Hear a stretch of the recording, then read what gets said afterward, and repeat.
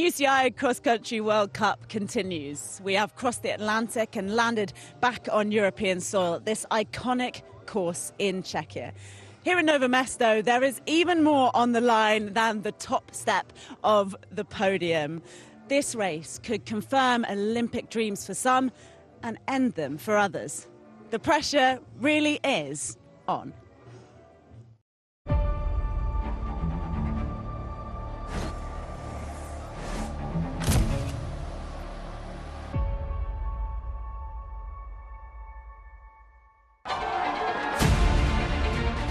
Brazil was good, but can the first round of the European race season be even better?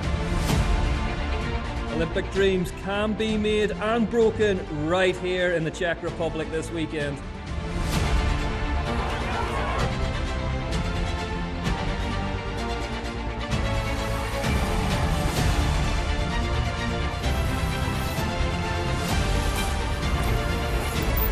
Who can claim their place at the Paris Games and who can make the top step their own in Nové Město na Moravě?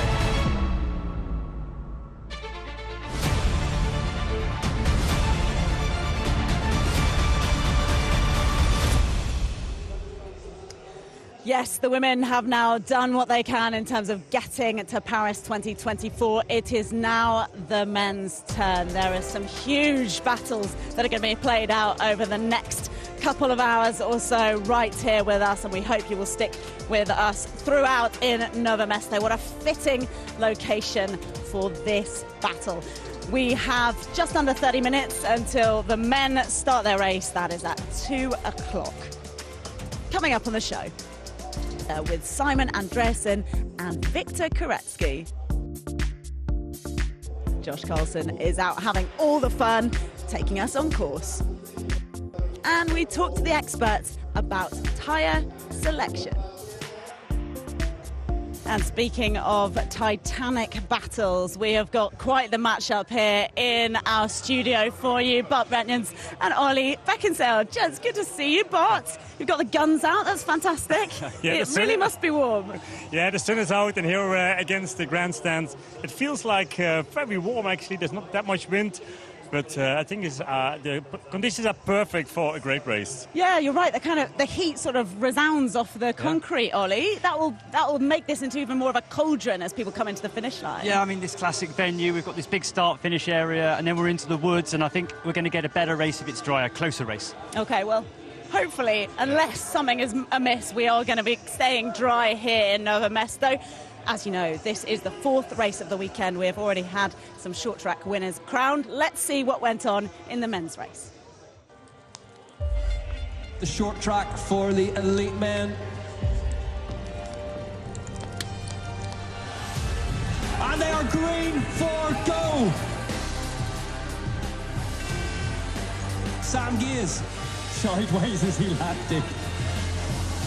It's going to keep tight. We're going to see some slipstreaming going on. We're going to see a very cagey race. Pidcock on the move now. T. Pidcock's the first time he's hit the front. Here we go. Can anyone live with Tom Pidcock up this climb? Oh, Thomas Letcher goes past. Koretsky. Blevins is next up. We saw them go toe-to-toe with Arashah. All the Specialized riders about to do the same again. Koretsky starts to sprint. It's going to be Viktor Koretsky yet again. I was in good shape and I did the move, so I'm really happy. Oh, if you missed it, you missed a treat, but don't worry, you can always catch up on the Discovery Plus app and on Eurosport and various other places, so make sure you do that. I think one of the first things to take away from that is we have to speak about the performances that Viktor Koretsky has been putting in the short track. Ollie, unbelievable to see a man win 5 out of the last 6 short tracks. He finished last season on a complete high and then carried it over to the start of this season, and short track, unbelievable. Cross country as well, the first and the second in Brazil. He's the man in form. How do you keep putting out those performances, Bart Bretjens? He knows as well the Olympics are the main thing for him this year. He came into this season in a great form. But also he has the skills, the weapons in his... he's not doing that much in short track racing, but when it comes down to a sprint finish, he's always there. And that weapon, he's one of the fastest at the end. He knows how to really bring out the big guns when it matters. What do you mean he's not doing that much? He's coasting to look a win. at Schwarzbauer, always he's pushing hard, leading the races, but it costs a lot of energy, and if you save your energy till the end for the sprint, and that's what Victor Koretsky does most of the time, he's unbeatable. Yeah, we've seen a lot of that recently. And what it does mean, yesterday's results mean we now know the front line for our race today, which will be taking place in just under 25 minutes. And it is quite a stacked front row, including the defending 2023 World Cup overall champion, Nino Schurter, Ollie. Yeah, he had an illness before Brazil, well documented illness before Brazil, and then a crash as well. So really on the back foot, which we haven't seen him for years. You know, but he's coming here as a 6-time winner. And I think even though we've got very short memories, we forget how unbelievably good he is, and unbelievably good he is here. Yeah, it's exactly right to mention he's won the most here of any of the riders, and it's almost. But can you pick for us your favourite of the wins that you've seen by him in Nové Město? He won here so many times; it's hard to pick the best one. But maybe another one that he didn't win was when Jaroslav Kulavi, Czech rider, beat him actually when Nino finished second. That was 2011. That was also a legendary race actually. But with this, so many spectators on the side and Kulavi from the Czech Republic, it was a memorable day as well when Nino finished second, which was also a great performance of him. Oh my goodness, yeah, it says something, doesn't it, when finishing second is one of your, it's like a shock, isn't it? And we'll be talking a little bit more about who you two are expecting to win shortly.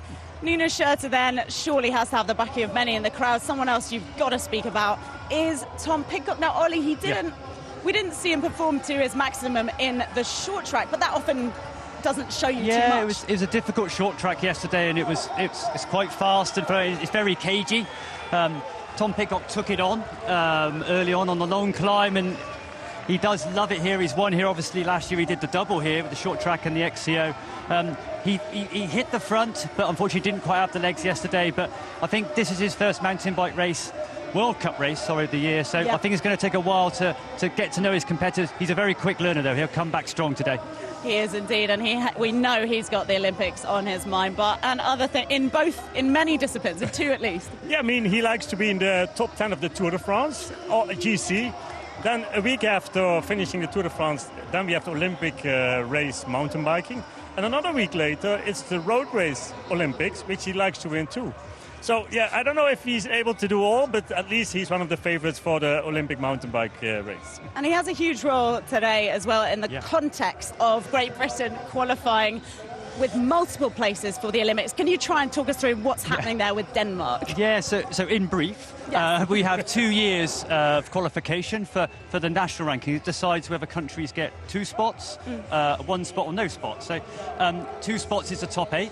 Britain have been sitting there in 8th place for a long time, but Andreassen's early season form means that the Brits have now dropped back to 9th, only 50 points behind Denmark. So today is not just a battle between Andreassen and Pidcock for the win. Their results today will affect their ranking of a 2nd spot for the Olympics for Sebastian Finney and probably Charlie Aldridge. So there's so much to play for today. So Pidcock could be doing Charlie Aldridge a favour, potentially, if he can get on the line first. Pidcock is helping Charlie possibly get a place at the Olympics. And it means also a lot for the sport in the UK. If you have 2 spots, 2 riders at the Olympics, so much more attention. And of course they're teammates as well, riding alongside each other, him and Simon Andreassen. So there are so many plot lines. It's a shame we only have 20 more minutes until the start of the men's race. Quick word on the Swiss men as well. We've spoken about how many are competing in the women. It's maybe even more intriguing in the men because Nino Schurter is not locked in. It's not definitely who is going for Switzerland either. I mean, Nino Schurter did a couple of good races, is the Olympic champion as well from some years ago. But also Matthias Flückiger, he's not for sure. And so many more. Filippo Colombo is one of them. Licher, he finished 3rd in the short track yesterday. He's in a great shape too. it's hard to say who is going for Switzerland to the Olympic Games. Surely you're taking Nino Schurter. Yeah. You've got to take him. And Colombo. Who is your pick? The thing is, the Swiss are so strong, and we find this every Olympic cycle. There used to be 3 spots. This year it's dropped to 2 spots. But you're always going to get 5, 6, 7 Swiss that are good enough to race in the Games or should be in there. But just the way the qualification, the small field at the Olympics compared to World Cup, people lose out. Oh, it's going to be so cruel, those Swiss men and women that do not make it in the end. But Simon Andreasen has had something already to enjoy this season in Russia, the second of our 2 races in Brazil. We wanted to get his view on how that all played out in the last race before this one.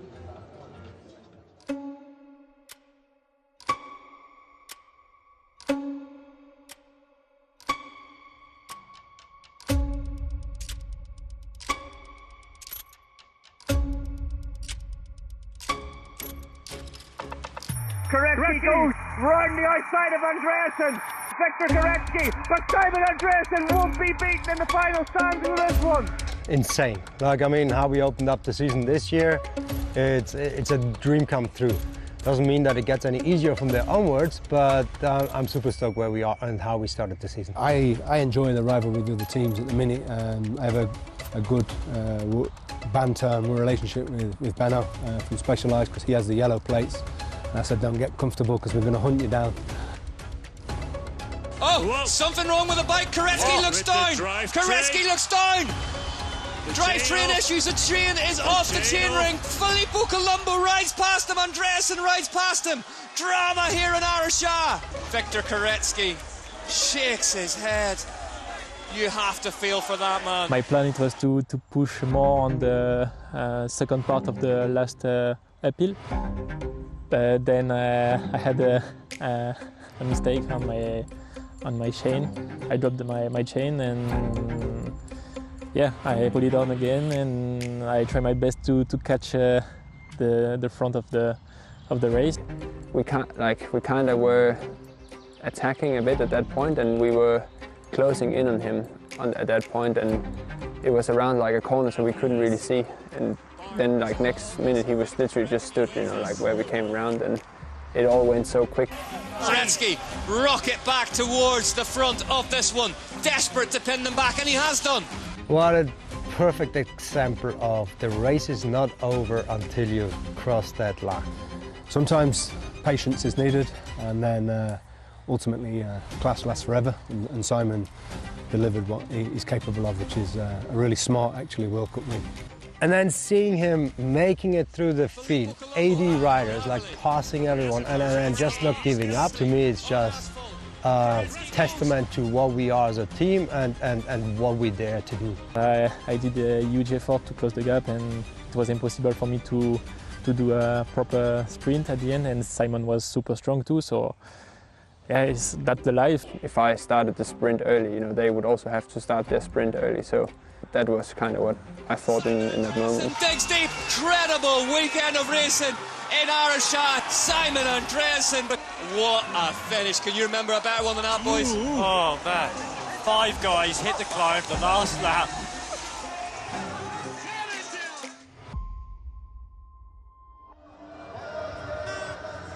It always happens. It's like a magic trick. You mentioned Brazil, and Enrique Avancini shows up to tell us how amazing the racing was. But, my God, that was an incredible race, wasn't it, Arusha? Some great action back in Brazil. For both races, I would say Mariporã and also Arusha. Arusha, I would say, was, you know, like the top of entertainment. Yeah. And we expect the same for here today. Quite right. And in terms of Simon Andreasen, you've obviously raced against him many times. Here, he won in 2020. You won one of the other races that was also happening here. What is he like to race against? Well, I think that's a very special course. The arena, it's so nice, the crowd, everything, it's so nice, so well prepared to receive the racers and to hold the race. It's a special one to everyone. Everyone likes to come back here. Even if we are coming here since 2011, it's still very special to everyone in this sport. So it's one of those races that if you win, if you do well here, it's slightly more special. Yeah. So everyone wants to do well here in Nové Město. The course is fantastic, quite traditional course, I would say. Oh, guys, sorry to interrupt. I should just let you know there is a flyby happening associated with this event to celebrate the Nové Město round of the World Cup. Wow, that was pretty cool, wasn't it? And pretty loud. They still want to hear from you, even if they are making dramatic and beautiful things happen in this Czech countryside. Let's have a little look at the course. You've mentioned already how much of a venue it is and what that does to the riders when they are racing here.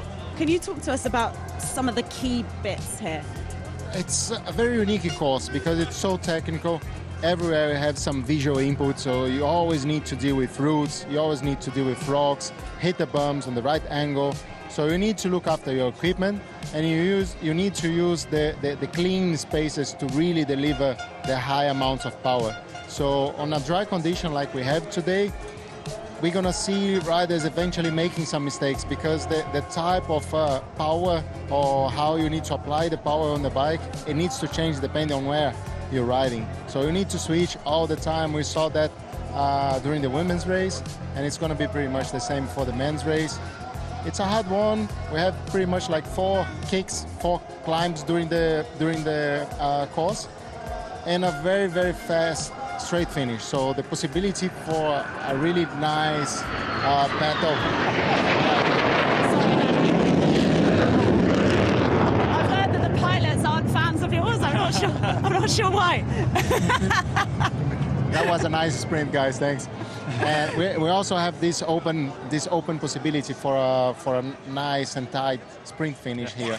That's what we'd like to see. We need to get you quickly to Josh Carlson because he has been out on the course to give you a little bit more detail around what these riders are taking on.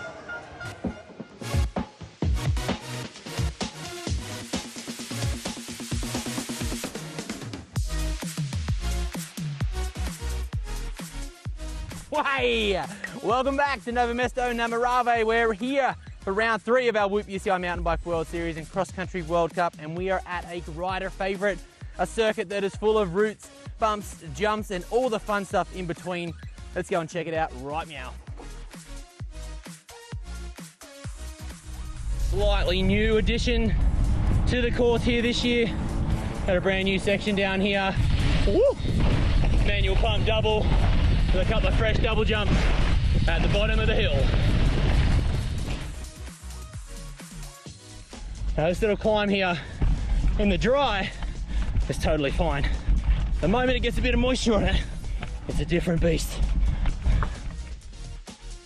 We've arrived at our first gnarly rock garden section, the famous Rock and Roby rock garden on this Nové Město course, and this thing is not to be giggled at. I'm giggling out of fear right now because there's so many sharp edges and rocks. And not only is there so many lines to choose from, but your wheel placement is key. The big thing about this Nové Město course is low tyre pressure to get traction and uphill speed, whereas in a rock garden like this, those low tyre pressures are going to be a factor. So it's a risk versus reward scenario. Pick your line, stay committed, keep the air in your tyres, and have a bit of fun with it. Woo-hoo!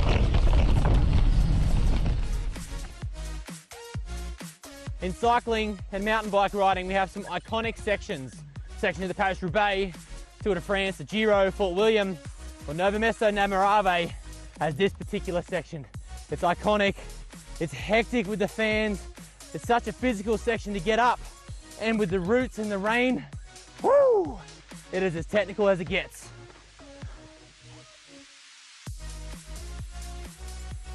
The BMX steps, inside to inside, and we're on to our dual climb. As you come down the BMX steps in the back, you make a decision, left or right. It goes with so many options. You got a left, you got a middle, you got a right, and every single option is riddled with roots. It gets steeper, it gets harder, and it gets faster because at the top of this mega steep climb, you are home. There is a huge descent over here, even more loam, even more roots, and look at this bad boy. There's so many options. Every entrance has a different exit. Every scenario you pick here determines how fast you exit, and this is the last chance to dance before we get back to the finish line. Love this section. Wow, once again, Nové Město na Moravě course delivers. a rider favourite, a fan favourite, and it's going to provide some fantastic racing. We cannot wait to see it. We'll see you trackside.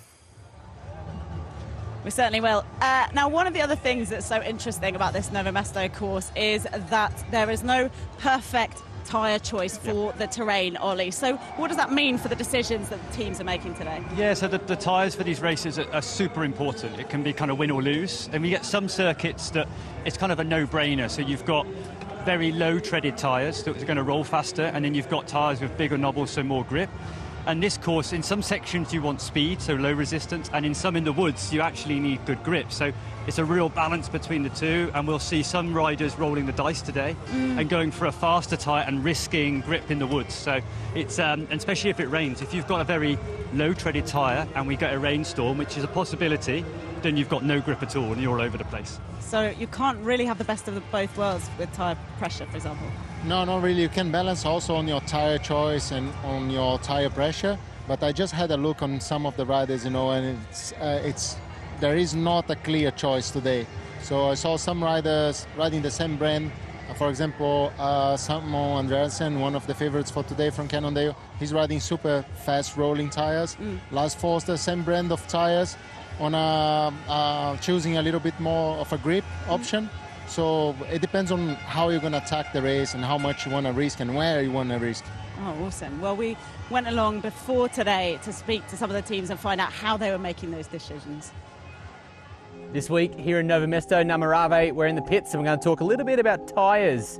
Now, we saw a bit of drama here last year with our girl Evie Richards from Trek Factory Racing getting a puncture and unfortunately maybe costing her the race. There's so much that can go into our tyre setup and wheel setup at these cross-country races. Tyre pressure, tread pattern, compound, carcass, size, there's heaps. One man who's got a bunch of pressure on this weekend is Jordan Saru. We're just by his Team BMC pits. Now he must finish this weekend. Having the right tyre setup, the appropriate tyre setup is key to not only performance, but finishing and his Olympic campaign.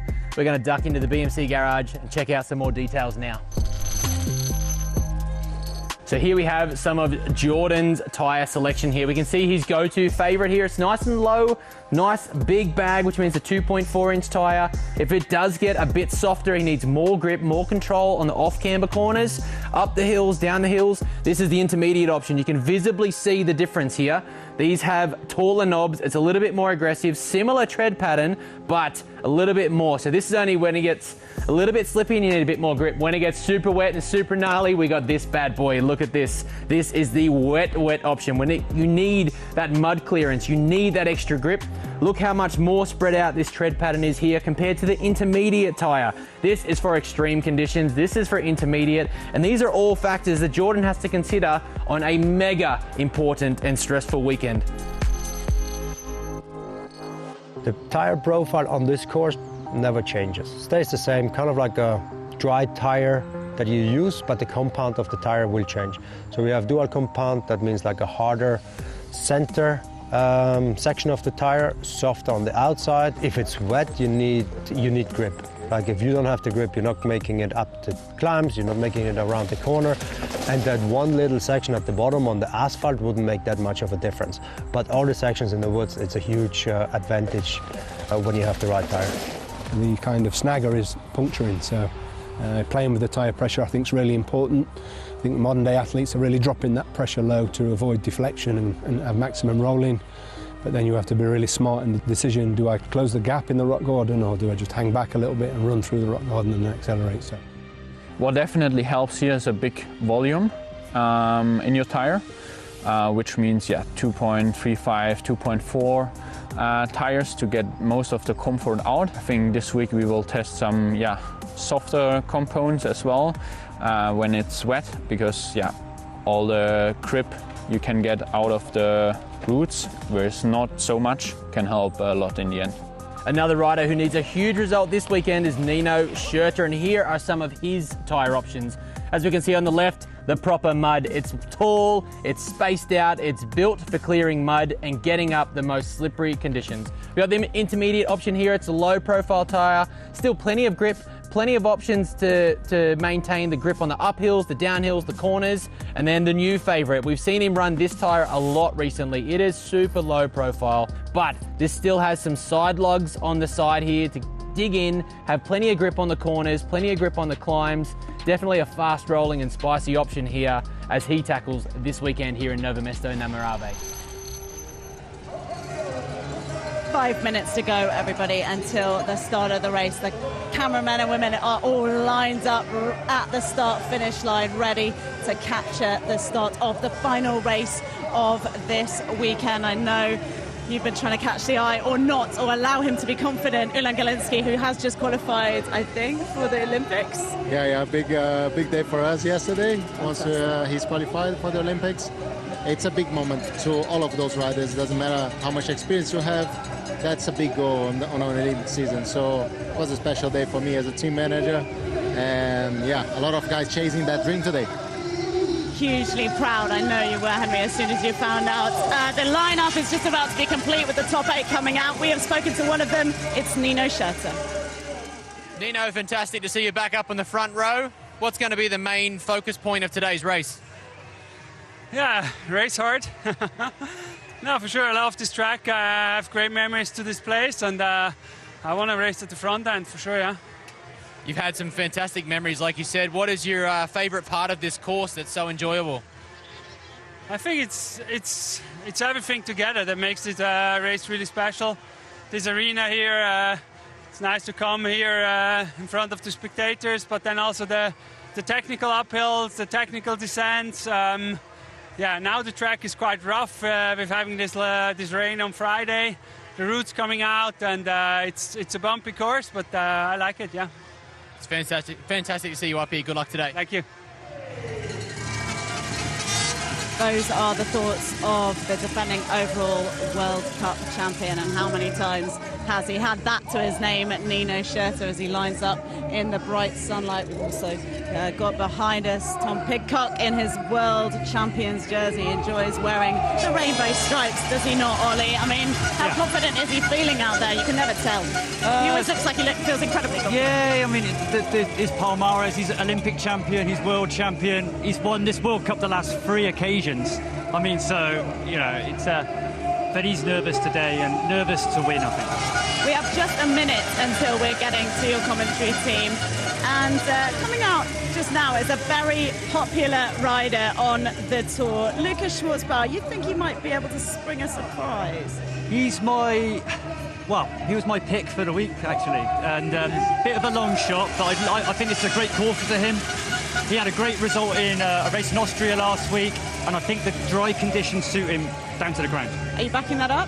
Yeah, I do back it up. I think he's a dark horse. We have a consensus. We have the same feeling. So he could be a big surprise for today. Let's see. Can he claim his X-Series first on the World Cup? That would be quite a thing if he could do it in front of this stacked crowd and this stacked field. We'll find out with our commentary team, led by Rick McLaughlin.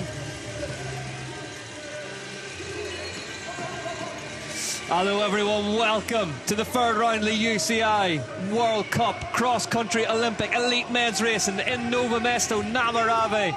Where else would you be on a Sunday? Viktor Koretsky with the red and white jersey of the overall points leader takes to the front row. We've had the jets overhead, but it's our very own Top Gun on the front row. Koretsky, Blevins, Litcher, Schwarzbauer, Colombo, Haverly, Pidcock, Schurter. My name's Rick McLaughlin. Joining me in the booth for this one, the original, some would say the very best Olympic champion, Bart Brenchens. The first one. The first one. Bart, Nové Město on Sunday, race day. This is it for cross-country racing, isn't it? Yeah, Nové Město always delivers. This course here, this venue, that's something special. And today, the last weekend of qualification, Olympic nominations, the country ranking, everything is involved. The big names are here. Yeah, so in for a great day. As if it doesn't get big enough. Yet Olympic dreams can be made and equally shattered here in the Czech Republic. And they're getting ready to go under starters' orders.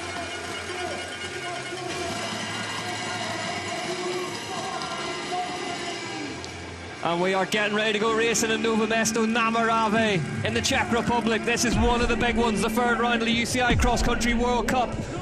The Whoop UCI Mountain Bike World Series gets ready to get underway. Wait for the lights to turn green. And green they go, and it's Lukas Schwarzbauer who blasts off and leaves them all in his wake. Filippo Colombo slots in behind him. Koretsky looking good alongside Alan Haverly as they head out onto the start loop. Yeah, the start loop plus 7 full laps these riders have to do today. Big race. And a massive smash. Big crash. Massive smash. Furler down the rankings, just making sure none of the big names tangled up in that one. A rider still on the deck. Everyone looks like they're moving. Just watch the back of your picture now. Oh. Helps made it feel more like that it was. And that's as big as we've seen in a long time, Bart. Yeah, I mean, on that start straight, it's always dangerous. So many riders that close together, high speed it is. Everybody absolutely straining at the bit to get out onto that start loop first. The Brunex rider, it was tangled in there. Schwarzbauer meanwhile leads Koretsky. Scott Schramm, MTB Racing's Filippo Colombo and Nino Schurter up alongside them as well. Jordan Su, I've seen first time the national outfit for him. I mean the national champions kit. Jordan Su from France with Victor Koretsky in the leader's jersey. Schwarzbauer next to him. So if you're watching cross-country racing for the first time, the purposes of this start loop, it's a condensed lap of wider sections to just thin things out before they get into the tight technical stuff. And as we can see, there's really been drama. There's Tom Pidcock through your picture in the UCI World Champion stripes. First we've seen of him this afternoon, so he's navigated that opening drama safely.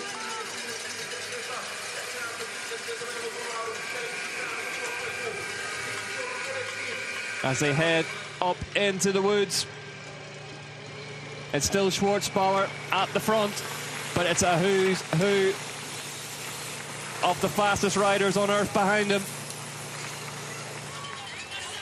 Schwarzbauer told us earlier in the weekend this is a special race for him. His grandfather sadly passed away a few weeks ago, and he was Czech, so he said he's going to put every single ounce of whatever he has into this race in his memory. And you just wonder, is Schwarzbauer going to be... Well, he's always one of those names that we talk about, Bart, but that little extra bit of emotion and impetus. Yeah, and also he always put a lot of effort into the races, leading many times when it's possible, like now again. Always thinking... He didn't have his best races in Brazil, I thought. He was very disappointed in Araxa after the second one, but looks like he's... in a better shape right now. The rider in the purple and white, Lukas Schwarzbauer, we're talking about. Always races in a very honest way. I always think Bart just from the front gives it everything, but it's Victor Koretsky in front in the red and white jersey and the white helmet of Specialized Factory Racing. But yeah, Nino Schurter is in the first 5, and also Thomas Lietscher is there. He had a great short track yesterday, finished 3rd. Another Swiss rider, Thomas Lietscher. Colombo in front now. There's Tom Pidcock. Tom Pidcock is over there. Yeah. As they go through the second tech zone. Ooh, I think they crashed into the camera. Here's hoping he's all right. We'll need him or her.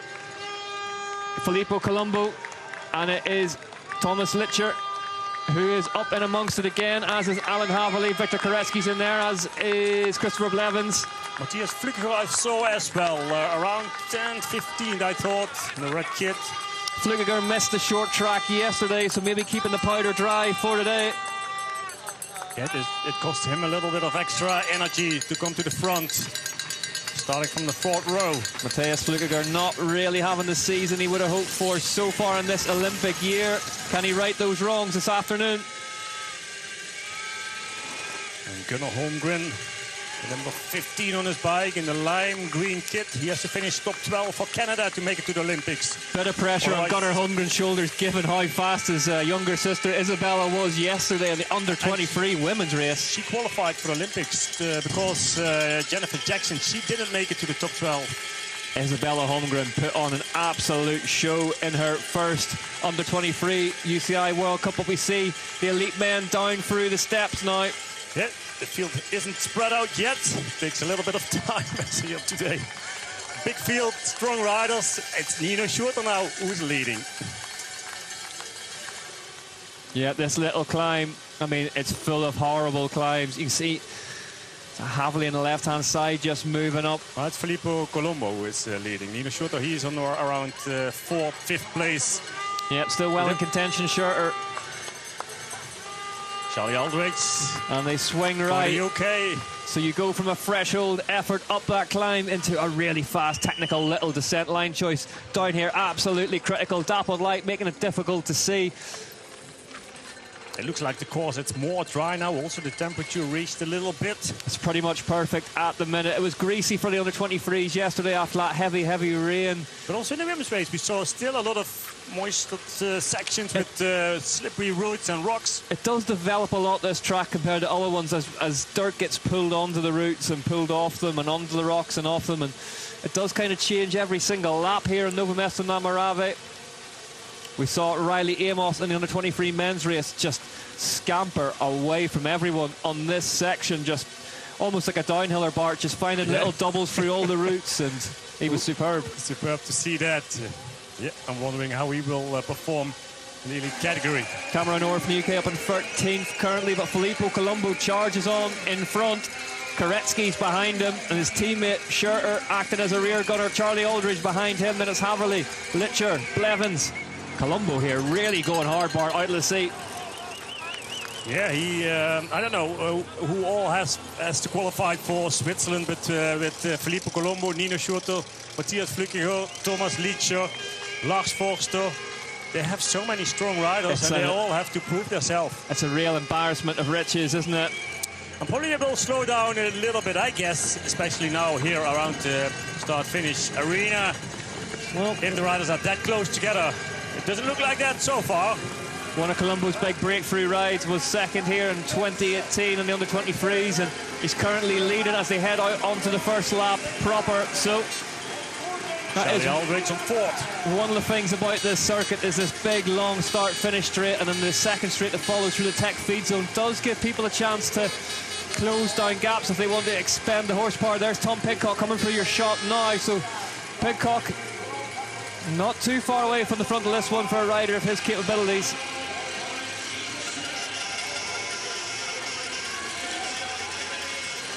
Colombo swings out of the tech feed zone, rejoins, and there's some serious firepower at the front of this one. Never mind the jets overhead. Yeah, first leading group. A little bit of a mistake of Schwarzbauer, I thought, on one of these jumps. And then in that second chasing group, coming back now. Martin Vidal is closing that gap. Vidal, the Chilean, he might fancy his chances this afternoon, Bart, on a really technical course. That'll suit him. Yeah, I think he likes this course, riding on a course like this with all these routes. It's actually what Nino also said, very, very technical, this course, because of all these routes. I mean, I say it suits Martin Vidari as we see 177 beats per minute, 173 now for Christopher Blevins versus Simon Andreasen, slightly lower at 166. So, yeah, it's a personal value, what you reach. It doesn't mean that one is more easier ride than easier riding than the other one. 7th and 12th there is Sam Gaze in the double denim of Alpecin de Koenig. And you see how close these riders are riding together. Victor Koretsky leading, and then we have another two specialized riders with Christopher Blevins and Martin Vidal around 6th, 7th place. 8th and 9th Blevins and Vidari currently ahead of Matthias Flückiger in 10th. So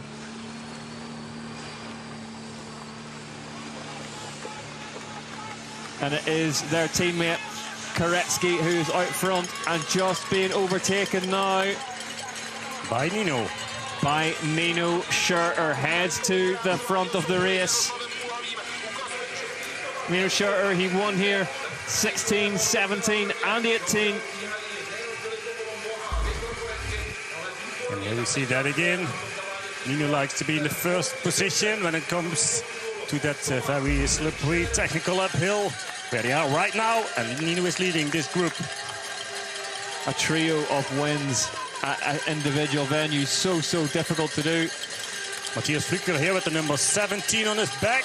There's Tom Pidcock. This Shimano climb, so difficult. They've got the best conditions for it today, but that doesn't make it easy. Lars Forster with the number 18 on his back, another Swiss rider. Sebastian Finney was there as well, the Danish champion.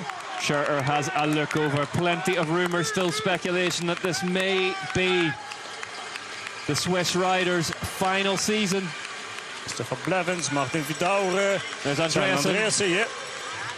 Sam Gaze, Luca Braido. Here we go, down into the rock and Ruby rock garden.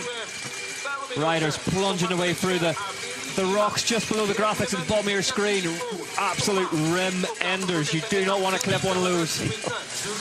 Yeah, if you stand next to that place over there, it sounds so bad. Yeah, the bike bag will be slightly lighter at the airport tomorrow morning if you detonate one there. Great shot that, as we see Koretsky. Yeah. You know what to do. Yep, getting on the gas, knowing that they can't let Nino run away with this and just chip away at it. Schurter hammering on at the front of this one in Nové Město, Namarave.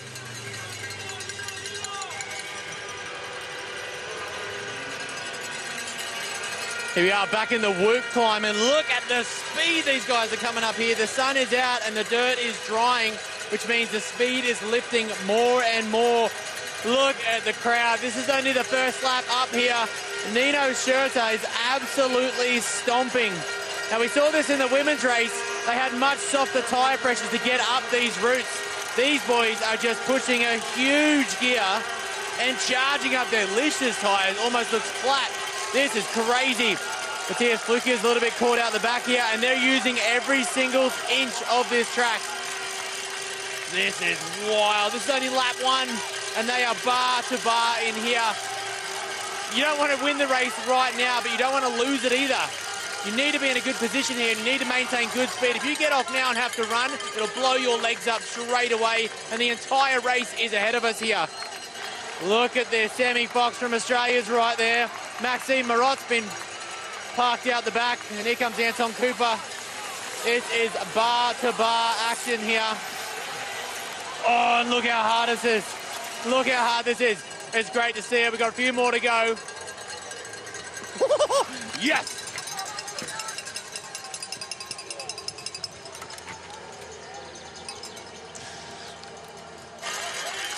And it's Schurter who is applying the hurt here early on, lap one in Nové Město, Namarave. You see how big this elite men's field is. Meanwhile, at the front, Schurter and Koretsky starting to stretch things. You can see how much work the riders are having to do to get every single little bit of speed out of this carpet of routes. Yeah, we have spoken about it more often, that sometimes Nino or some of the riders attacking a course. And it looks like Nino is on his way to do that today as well. I think Nino's had his porridge this morning, yeah. He looks like he is going after every single inch of this place. As you say, Bart, when he's on Lenzerheide of last season, every shot we saw of him. Yeah, it's crazy. Yeah, it's so nice to see that. I think there's a line still burnt in around there from the speed he was doing. At least he had his own track over there. Yeah, exactly.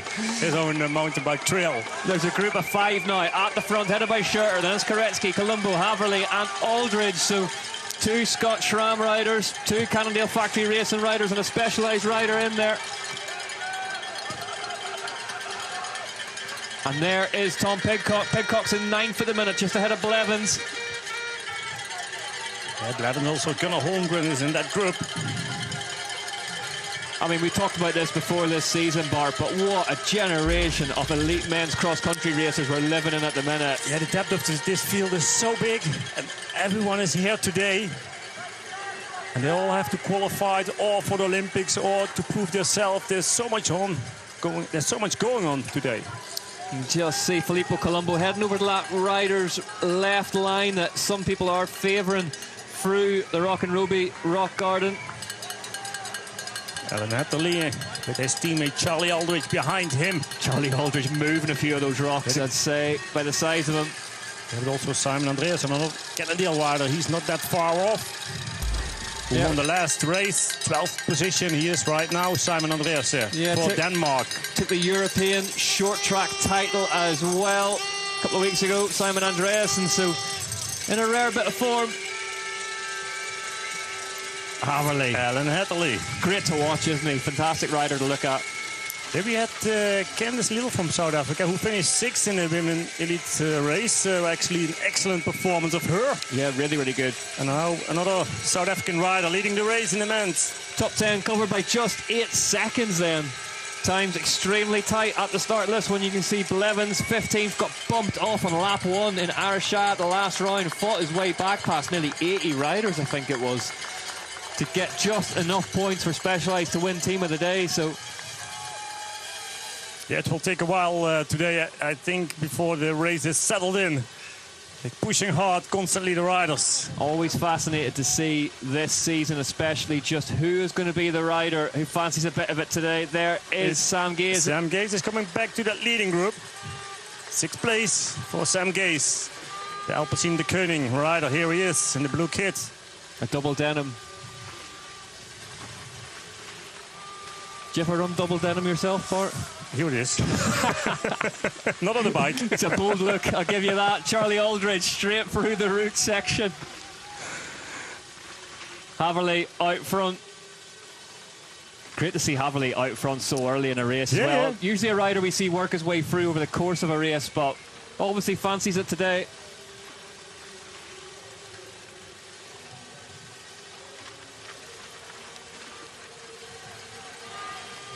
We talked about this section during the elite women's race as well, didn't we? Whenever you're fresh and you're just having some fun, it's really, really nice to ride, but deep into a race, it just feels so tough because you have to be concentrated constantly, and also it's not a real recovery, even if it goes down all the way to the finish line. You've got to work every single inch off the trail to keep the bike moving forward.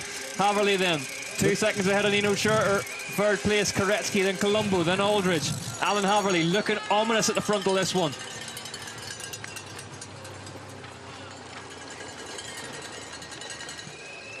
Cannondale Factory racing rider. Yeah, he has good fun here on this course. Yeah, former short track overall title holder. Nino close to him. Victor Koretsky on 3rd place. And then we have Filippo Colombo, another Scotchman rider who's closing that gap.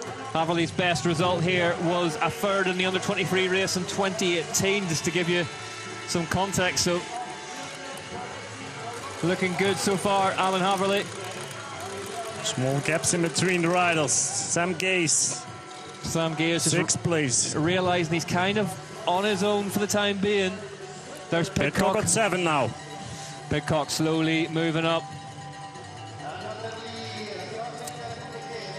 And you can see this pace at the front is beginning to stretch them out. Simon Andreas at 13th at the moment. Marcel Guerini. Here, another Swiss rider with the number 23 on his bike. Guerini, who finished last year so strongly. There's Blevins. So the American winner of round 1 is in 20th at the minute. 30 seconds off the lead of the race. Bart, is that panic stations yet? Or? It's a telling sign, I would say. Especially, yeah, he's always there, always strong in the start. Not here yet. 2nd in the short track, out sprinted by Koretsky, and it was interesting. Teammates. Yeah, interesting bit of body language. It went from all smiles at the finish from Blevins to he didn't look that happy on the podium. I thought he was quite happy, but he was also... You see, Bart, I'm very perceptive with these things. Yeah, I haven't seen everything, but maybe you saw different things. I think they are quite okay with each other, Koretsky and Christopher Blevins. Yeah, Blevins, one of the real standout riders in Ayrshire in practice through that jump section. Spent 11 years racing BMX, 182 beats per minute for Charlie Aldridge.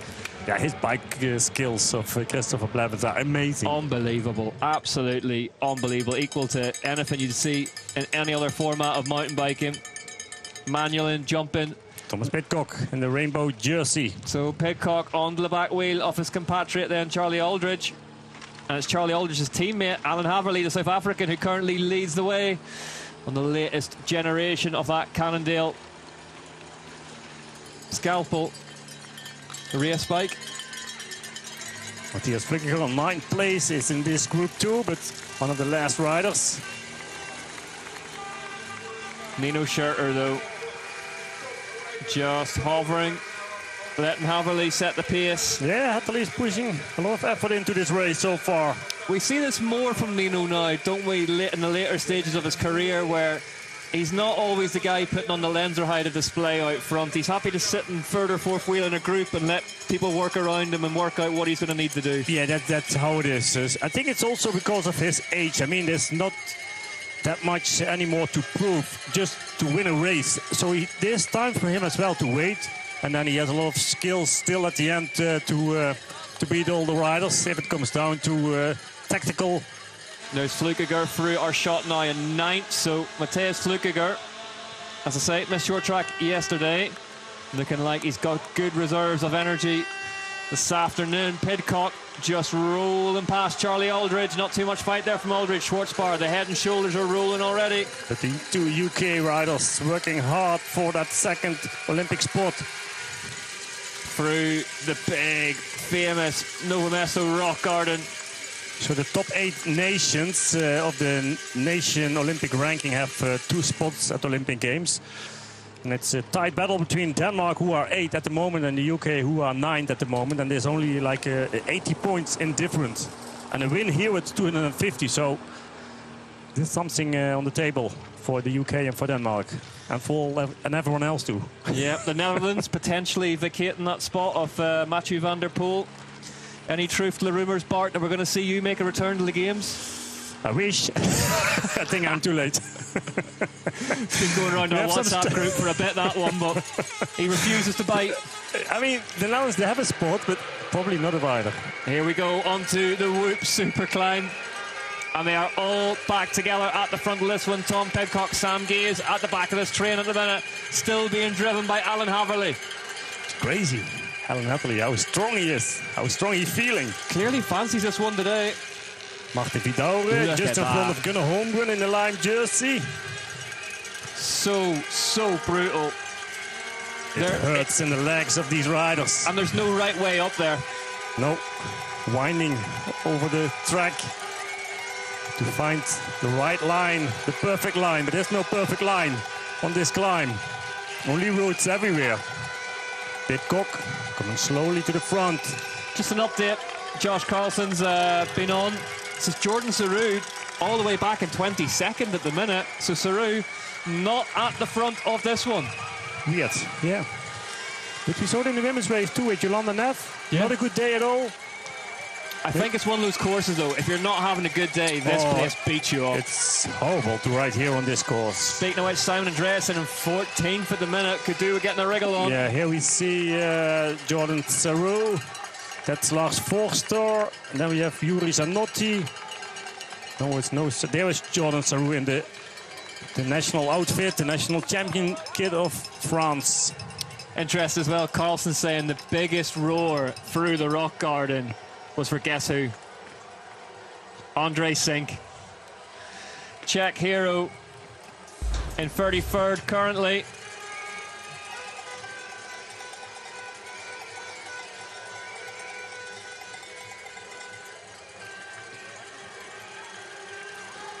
Ellen Natalie, slow-most. We go Nino Schurter. Victor Koretsky. The devil himself's here. Looks like he's enjoying it as well. Marcel Guarini through the shot as we're joined from a man who's just been out on course. Wow. Ollie Beckinsale. Wow. What an intense start. I know this race always goes off fast, but that was super fast. I thought there was going to be a KG race, but not today. The guys are just attacked from the gun. Huge smash on the start-finish as well.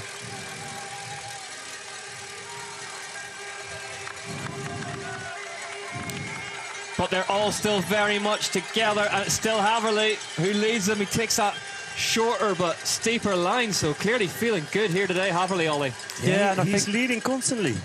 Yeah, and I think at that start time as well, I think the riders were aware of the Tom Pidcock factor, and we saw that in the Worlds a couple of years ago when coming in, he didn't get the best of starts. We went back a little bit into the teens, and you saw Nino driving it, and then obviously Haverly now he's back in the front group. They can... Martin Vidal would drop back a little bit. There he is. Tom Pidcock, undefeated here in cross-country Olympic. At least he was when he lined up. Well, I think that front group, aware that Pidcock was just off the back, and they just drove it. And you see him going front. I was watching him through the start-finish, how quick, how hard they were pushing at the front just to make life hard work for him. Now he's at the front They're group. not waiting at all. No, they're not waiting, that's for sure. There goes Nino. There goes Nino. Yeah, but Pidcock is the last rider of that group. This chasing group with Gunnar Holmgren and the Lime Kid. Yeah, good short track for Holmgren as well, and the KMC Ridley team. He has to make it to the top 12 today for the Olympics. Then he's qualified. Looking good for him right now. You said Still that, a long way to go. You said that, Bart, with absolutely no trace of pressure or bias at all.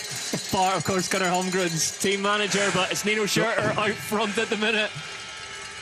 Victor Koretsky with the yellow plate off the team's leaders specialised. The two lines here at the bottom of this descent to set you up for, I was going to say, one of the toughest climbs on the course, but they're all tough around here. But no, I agree. I think this is the toughest. I mean, we've got the long, the Whoop Super climb, you know, but this is just that little bit steeper and a little bit rougher. But this climb makes the riders also nervous because you have two different lines, and it takes a while before they come back together, actually. And if you took the wrong line, or a rider in front of you is making a mistake, it's hard to overtake, and it costs you a lot of time. Yeah, and the issue as well is when the riders are in a long line like this and it's very technical and rooty, if one person makes a mistake, you get this kind of reaction going all the way down the line. It is, yeah. And you can lose a lot of time. I think the Whoop Super Climb, the long straight one, is more physically harder, but this is technically harder. There's Pidcock then. But Nino is pushing hard. Some small gaps now in between the riders. Pidcock, just a bit of a gap between him and Gaze, but sometimes around here a bit of a gap's handy so you don't get too close to the bike in front and ride into somebody else's mistakes. 100%. I saw Pidcock just at the top of the climb just take a few soft pedal strokes before the drops down, and he's thinking, well, actually there's no point in being right on the wheel. I may as well just give myself a bit of daylight because you can see the track, see the obstacles, but it's allowed Mateusz Flückiger to close back up. Yeah, good ride now for Mateusz Flückiger. He didn't have his best race in Brazil, Maripora and Araxá, but now looks like he found his form back again. And it means we have now 3 Swiss in the top 10. Only 3. Only 3. There has been a situation before we've had 6 or 7, you know? Yeah. Philippe Colombo on 5th place, Mateusz Flückiger on 8th. But Nino, he's leading. 3rd place in 2021 is Mateusz Flückiger's best result. Nové Město na Moravě. It's absolutely no respecter of reputations, this place. Schurter, Koretsky, Haverly out front. Then it's Haverly's teammate. Big man just going through your picture there now. Charlie Aldridge, then Filippo Colombo, Sam Gaze. Nino Schurter, 38 years old. He just 38 years young, Bart. Young. Sorry. But that pressure from Schurter, just there is some gaps appearing, and I think coming up to this road section, if he's free, you want to drive it on. You know, it's going to make life a little bit hard. Aldridge in no man's land at the moment. He could do with getting on the back of that group. Maybe there was a test of him where we had to attack when it comes down to the last 2 laps, maybe. Probably he goes a bit early and then waiting till the last lap. So some small gaps now in between the riders. Long way to go in this one, of course, but the oldest elite man to win a UCI Cross Country World Cup, Ned Overend, won the 9th round in 1994 series in Lenzerheide, 38 years, 11 months and 12 days. So Nino has to wait a little bit to beat that record too. In this big 11 second months, group. that's next year for him. Did you not win one when you were 38 as well? I won my last World Cup as well on a 38 years old age. Okay. But not as old as Ned Overend was. See this front group now, it's all getting a bit cagey. No one wants to take it on. And that second group has got bigger now. Martin Blums has just got back on the back of that one. Pidcock was leading it through. So Carlson reporting in that he keeps spotting Tom Pidcock just adjusting the fork on that Pinarello as well, so clearly not 100% happy with how the front end's feeling. He's had his dramas with it in the past, so Pidcock adjusting things on the fly. Well, I think we'll see this front group of 4 and that next group, I think 6. I think we're going to see those coming back together on this first half of the lap. So Luca Braido and Jordan Sarrou. There is Sarrou. Max Feudel. Sarrou down in 25th at the minute, moving backwards a few spots now.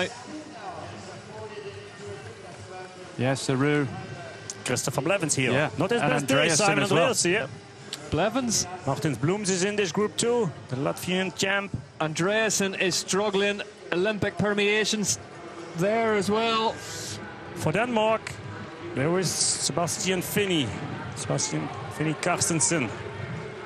This leading group looking really, really strong here as we watch a slow-mo of Saru yeah, through the rocks. Look at the energy going through the body, Ollie.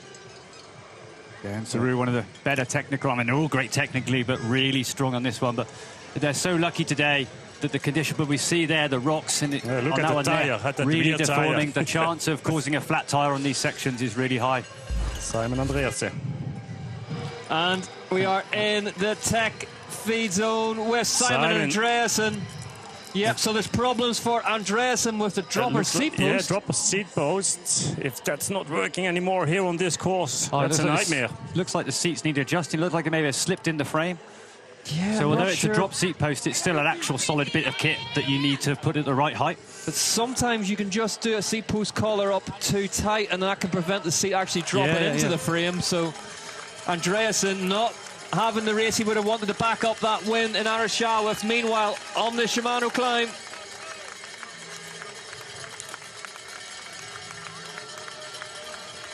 yeah, but don't forget Olympic qualification for the UK against Denmark. Denmark, who is still an 8. Exactly, and UK, really.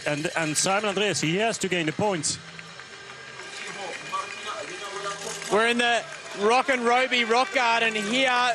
It's getting drier, the roots and the rocks are getting drier, but these edges are making the most outrageous sounds from our riders' wheels.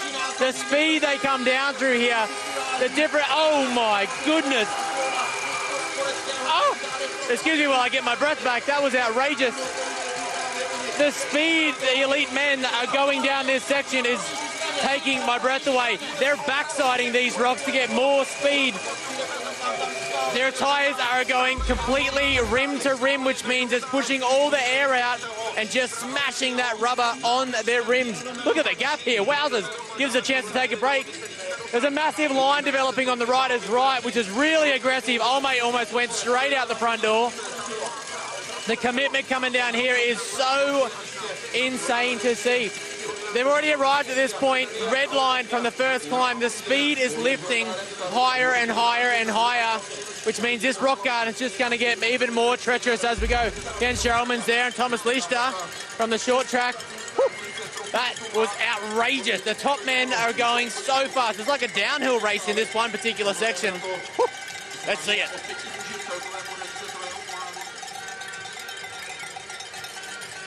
here they are on the Whoop Super Climb. We've jokingly referred to as the Whoopenberg, because it is exactly like the Koppenberg in the Spring Classics, isn't it? Yeah, straight up, technical. And you've seen actually it's a little drier than in the women's race. Nino able to attack it out the saddle. Normally in the women's race we still had the roots were still a bit wet, so you had to ride completely seated the whole way up. And you see most of these riders sitting the whole way through. Aldridge stays planted in the seat. That gives a bit more traction on the back wheel. It's exactly like the Koppenberg, the climb we're referencing, in that you can't get out of the saddle. As soon as you do, rear wheel will just spin on you. All you want to do on this section is get out the saddle and use a bit of body weight, but you have to just stay seated, and all that power then has to come from your quads. And also you could see as well the suspension, they're all riding in a kind of a trail mode, so unlocked the suspension, that it's still a bit moving and not that bumpy on that climb over there. Current running order then as they are on the road: Schurter, Koretsky, Aldridge, Pidcock, Haverly, top five, but they're all still very much together. Yeah, but Lukas Schwarzbauer here, Matthäus the last rider of this group. Flukiger on the move now as well, up into 6th position for Flukiger. Yeah, and Gunnar Holmgren as well. Yeah, Gunnar Apologies, also. I did call him Blooms at one time, but same team. But Holmgren is really riding out of his skin today. Is that Alan Haverly just beginning to feel that pace then? Haverly in 5th place. Maybe paying the price for having burnt a lot of matches very early in this one. But Koretsky always there, 2nd place, not pushing too much effort into the race so far. It's Ino Schurter now who's pushing hard. Alan Haverly did that before. Here comes Gunnar Holmgren, the Lime Kid. Yeah, and Schwarzbauer as well, just hanging in there at the back of that group. Pidcock on 3rd place now. Here we go. Again on that Whoop Super Climb. Watch Pidcock here. Look at Charlie Aldridge. Yeah, and Pidcock, you see the visible difference in size between Pidcock and Aldridge, you know, 80 kilos versus 60 kilos. Just to my eyes, that fork does look like it's diving through a lot of its suspension travel, but here's an attack from Tom Pidcock now. Tom Pidcock round the outside of Victor Koretsky and Nino Schurter. Wow. So this is the most road-type climb on the circuit. And this is where he's going to use that road strength from power and his strength to weight, power to weight ratio. For the others. Yeah, Nino responds. Yeah, Scherter doesn't look like he's going to let him have it all his own way here. You know, Koretsky's going with the two of them. But look at the gap they've just opened in one climb. Yeah, but their response. Nino is responding, and also Koretsky. There wasn't. He's still going. Get out of the saddle. Yeah, that's where he re-attacked Joshua Dubois last season to take the win. Really, he got the damage done on that little punch. It's the one which you can really attack. He's got good grip there. It's steep for a long period of time. It's the most sustained climb, but he'll be, I think, happy to break it down into a group of 3 now. But slightly surprised that those guys were able to match it, not with ease by any means. Here we see that again. It's a full attack. Look at that. Full attack, yes. That's like one of them fighter jets has just gone past them again. Yeah, but Nino responds immediately. He didn't wait at all. No, didn't need a second time of asking that. Nino Scherter. Yeah, probably it will split out the group a little bit. But it'd be interesting to know, after that really maxed out climb they've just did, they have a quick section down here, then another hard climb. And we might see if Pidcock keeps this pressure on, they've got to respond again. So this climb is super steep, super tough. Yeah, to match that effort again. Well, yeah, and on a climb like this, there's much more involved than that previous climb where we saw the attack of Pidcock. Here it's more technical. On lap 3 out of 7, then Tom Pidcock has attacked the front of this race and turned it into a group of 3 at the front. And Koretsky's just struggling to follow on this one. And immediately, well, we know almost 15 seconds for Charlie Aldrich. We know from Arisha that Victor Koretsky has got plenty of reserves of power to go deep into a race, but it's the UCI cross-country world champion Tom Pidcock on a track that he loves like no other. It's Koretsky fighting. Currently leading away. Koretsky, the alarm bells are ringing here. And Nino knows it's time. He can't wait. And in classic Nové Město fashion, a steep climb is followed immediately by a steep descent. Yeah, the suspension have to work really well here on these descents. The bike setup, so important. Tom Pidcock then through this slightly flatter wooded section. It's still fast though, and you still have to work the trail for every single ounce of speed. Nino's still there, yeah. He didn't drop him. It's coming back to him. Where is Victor Koretsky, even if he's not that far off? Nino Scherter this season is going for his 10th UCI cross-country World Cup overall title, and going bar to bar here with Tom Pidcock, one off the most complete cyclist of all time. That number sounds much better than 9. It does, doesn't it? And if even the numbers start to matter to Nino, I think, at this stage in the career, getting into double digits. 10 times world champion. Yeah. Well, like I say, Koretsky having to roll a little bit now after that big exertion and following that attack of Pidcock. It was just took him one notch into the red, and he just wasn't able to back it up on the next climb. But Nino had it covered. Tom Pidcock and Nino Scherter looking like two friends hammering their favourite local trail. Flying down this descent. Yeah. Where is Victor Koretsky? And it'd be interesting to see now. Obviously, it's the section where you can get some road-type slipstream, and Pidcock's not asking Nino for help. He's just driving it now. Moves tucking down, aero position. In towards the stem. There's not much off Tom Pidcock anyway. No. Very, very small frontal area. Let's see, there is Koretsky. Here comes Koretsky. Wow. What a lap. I would almost say maybe a technical problem, but it's not. No, don't say that. Koretsky crosses the line 14 seconds back.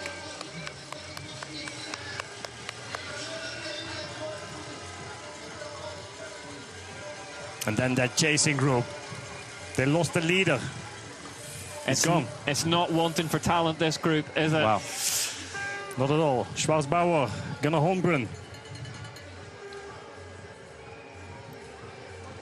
But Pidcock now, he's just going to keep going. Yeah. I think Nino's hanging on for dear life. He's going to get the bungee cord out, wrap it round Pidcock's seat post. I've just had a report in that Carlson keeps spotting Koretsky looking at his gears or rear tyre, looking towards the rear of the bike part, so maybe you are right. But he's gone through the tech zone. Didn't stop. He did. He didn't stop. Yeah, no, straight through. Yeah. I think it looks like a little bit like that, huh? His position on the bike. These two, though, absolutely no problems. Well, Tom Pidcock's got a problem, and it's called Nino Schurter, and it's right on his back wheel. Schurter not giving him an inch up this climb. But between the pair of them, they've had 9 wins here. Yeah, that's not bad. And again, 10 would sound better. Yeah, 10 would be good. But Koretsky now, he just has to regroup, not physically, mentally as well. You know, he's just been at the end of a bit of a kicking from Tom Pidcock, so he needs to recover, get back into his rhythm, try and stay away from this big second group led by Charlie Aldridge. They're all looking around each other at the minute, trying to work out who's going to take it on. Sam Gaze, Charlie Aldridge has got 177 beats per minute. Schwarzbar stands up out of the saddle. Alan Haverly takes control of the group. Yeah, the Cannondale rider. Charlie Aldridge, another Cannondale rider in that group. But also Matthias Fügiger. Jordan Sarrou down in 26th now, the French national champion. Maxi Marot's actually ahead of him in 25th. Thomas Litcher's down there with them as well. The third place man in short track yesterday.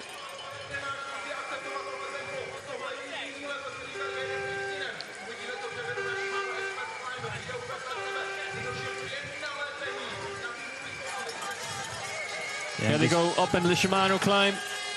Yeah, the Shimano Expert Climb 1, how they call it here. No problems for the men this afternoon. And just having a little check on Simon Andreasen, one of the favourites, the winner of the second round, back in 71st, nearly 4 minutes back. And Sebastian Finney, his teammate, Danish teammate, back in the 30s. Let's just have a look at the rear wheel of this Specialized as it comes through. He's good. Looks all right. Yeah, and he's still riding, right? He didn't stop in the tech zone. But that chasing group is coming back to Viktor Koretsky. So we are just wondering, Carlson reporting from course, that Koretsky has been looking down at the back of the bike, whether it's the rear tyre looks all right. Yeah, he's looking to his rear tyre more and more. We'll see as he heads towards the second tech zone if there's any indication to any of the team staff on the side of the course as to what's going on with it. But that battle within a battle between the Danes and the Brits, as it stands at the moment, especially with the mechanical of Andreasen, the Brits would jump back ahead into 2 spots. Charlie Aldridge, possibly, would be going to the games. Look at the grandstand. And even next to it, how many spectators. One of the great sections of international cross-country mountain bike racing, rock and roll based section, the Rock Garden. Koretsky skipping through that section unhindered. These two now are out onto the Whoop Super Climb. And similar to last year when we saw Pidcock going head-to-head with Joshua de Bow. Ludovic de Bow is his father, so showing my age. Your age. Joshua one of the de Bows. One of the de Bows, father or son. But yeah, this year, different rider, but yeah, head-to-head now with Nino Schurter. So, very different course that day as well. It was wet, wasn't it, and tricky. I mean, it's always tricky here, but it's not the first time for Nino that he has been battling like this before here in Nové Město. It was with Jaroslav Kulavi as well, 2015, what I remember. Yeah, one of the most famous battles on this very climb where Kulhavi blasted past him. One of the 2 of the big Czechs wins here in Nové Město. Yeah, Koretsky really caught by the chasing group. Yeah, really cemented Jaroslav Kulhavi as a national hero, that one. Commentating for the Czech TV now, today.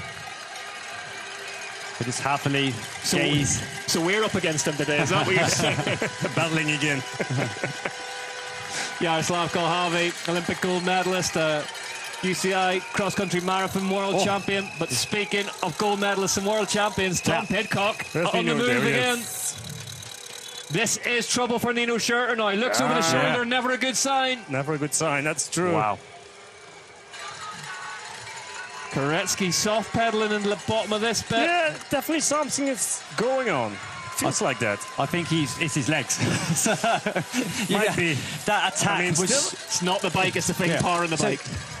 That attack from Pidcock, it wasn't your average mountain bike attack where it's an upping of the pace. It was an extreme attack. Here we go. Here is that attack then. Yeah, he's pushing everywhere, Pidcock. Not waiting. Pidcock, and then just lights the blue touch paper up that climb. Schurter has to get out of the saddle to go with him. Yeah, there will be a moment till he breaks. He's still swinging at it, you know, as well. Tom Pidcock on lap 4 out of 7 here in Nové Město na Moravě. He felt the confidence, what he said in the interview before the start. Can he become the first person to win 4 consecutive races here in Nové Město na Moravě in cross-country Olympic? This climb suits him. Yeah, and it's the way he's attacking, almost sprinting between the corners, roll round. He thinks he's on Alpe d'Huez again. Has a look down, sees where Schurter is.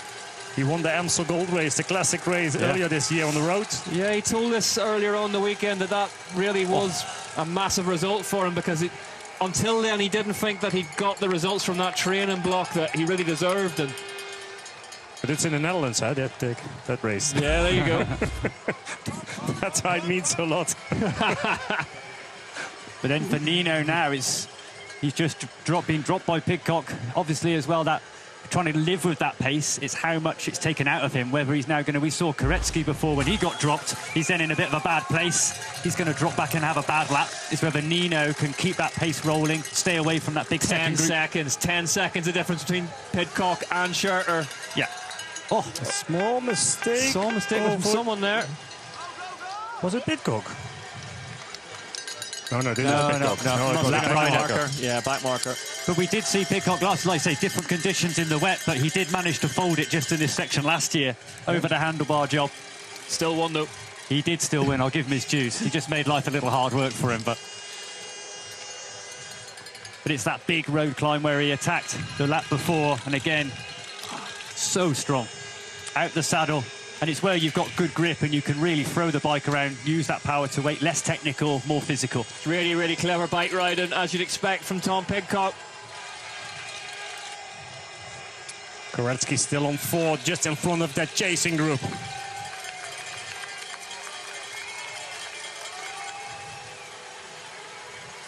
Pidcock, just about as busy a calendar as you'll ever find for an international bike racer this summer, but he's with us on Planet Mountain Bike at the minute and may well be again later this summer for one more race at least. And there's a back marker getting the shock of his life, looking over his shoulder. Yeah, so normally in a mountain bike, you avoid having back markers if you fall too far behind. They called it the 80% rule. Once you go 80% behind, you get pulled out. You still get a position, but you're a lap down, and it tries to avoid the situation with back markers getting in the way. We don't always have a Tom Pidcock in full... Yeah, he's messed up the 80% rule. He's blown it to bits. Yeah. He's broke the clock. Yeah. Maybe they have to change it to 70%. 70% when he races. Tom Pidcock racing 70. Up to full combat speed here. There's Alan Haverly in third place. 52 seconds now, the gap back to third place. He overtook Victor Koretsky. He's fourth. Yeah. So Koretsky continues to falter here in Nové Město na Moravě. Yeah, 52 seconds. So Victor Koretsky, he lost almost a minute in just a lap. Wow. Yeah, Koretsky on seconds. 6th. He's in 6th behind Schwarzbauer, Filippo Colombo now, Koretsky. So going backwards, the Specialized Factory Racing frontman. But Nino Schurter, he's not that far off. Well, only 11 seconds. He's still fighting hard to come back again. There he is. And he's so strong on these technical sections, Nino. Physically strong, you know. The upper body, the gym work he does, he's able to just, once he picks that line, there's a good chance he's going to hold it. Tom Pidcock, though, not looking around. Shades of Pauline Ferrand-Prévot, his teammate, as he heads round to complete lap 4, heads back into the biathlon arena. This is the chance just to tuck down, roll the gear a little bit, have a small bit of recovery. It's the time as well for the riders to have a little drink, maybe take an energy gel. The race being about an hour and 20, hour 25. There's enough time. You need a little bit of sugars, keep topping up the fuel tank. Free to go. Yeah, lap times around 10:30, 10:40. Let's get a time gap here. Back to Nino Schurter then and see what way it's going.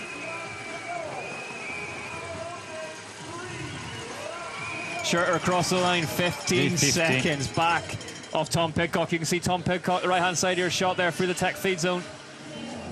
Rejoins the main track.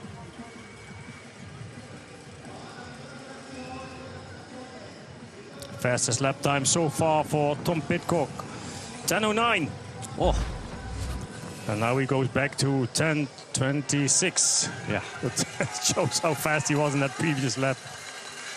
That lap where he went for the King of the Mountains on that section, that was probably this one. Yeah, that was a crazy attack. So this group behind him, this is the battle for third place, and Koretsky's still with them, so this one, still big names in there, plenty. Haverly, Colombo, Schwarzbach, Koretsky, Gies, Flukiger, Holmgren, Charlie Aldridge just rolling through your shot now, stretching the back out. Hey, he dropped back a little bit. I don't know why. I think it's important for Aldridge now just to keep rolling. You know, 10th place, still great position, young rider. I think you might be right, you know, about Koretsky, Ollie. I think it might be legs, because he's just gone straight through the tech feed zone there and no whisper of anything wrong with the bike. So I think two things. A, he tried to follow the attack, and then the legs just filled up and blew. But there's 2 more seconds now being put into that gap by Pidcock from Schurter. So Pidcock still winching on the pressure at the front. But Nino's still looking strong. You know, Koretsky, when he got dropped, you saw his head drop a bit, and definitely you could visibly see the lack of speed. And I've just got news, Simon Andreassen's abandoned this one.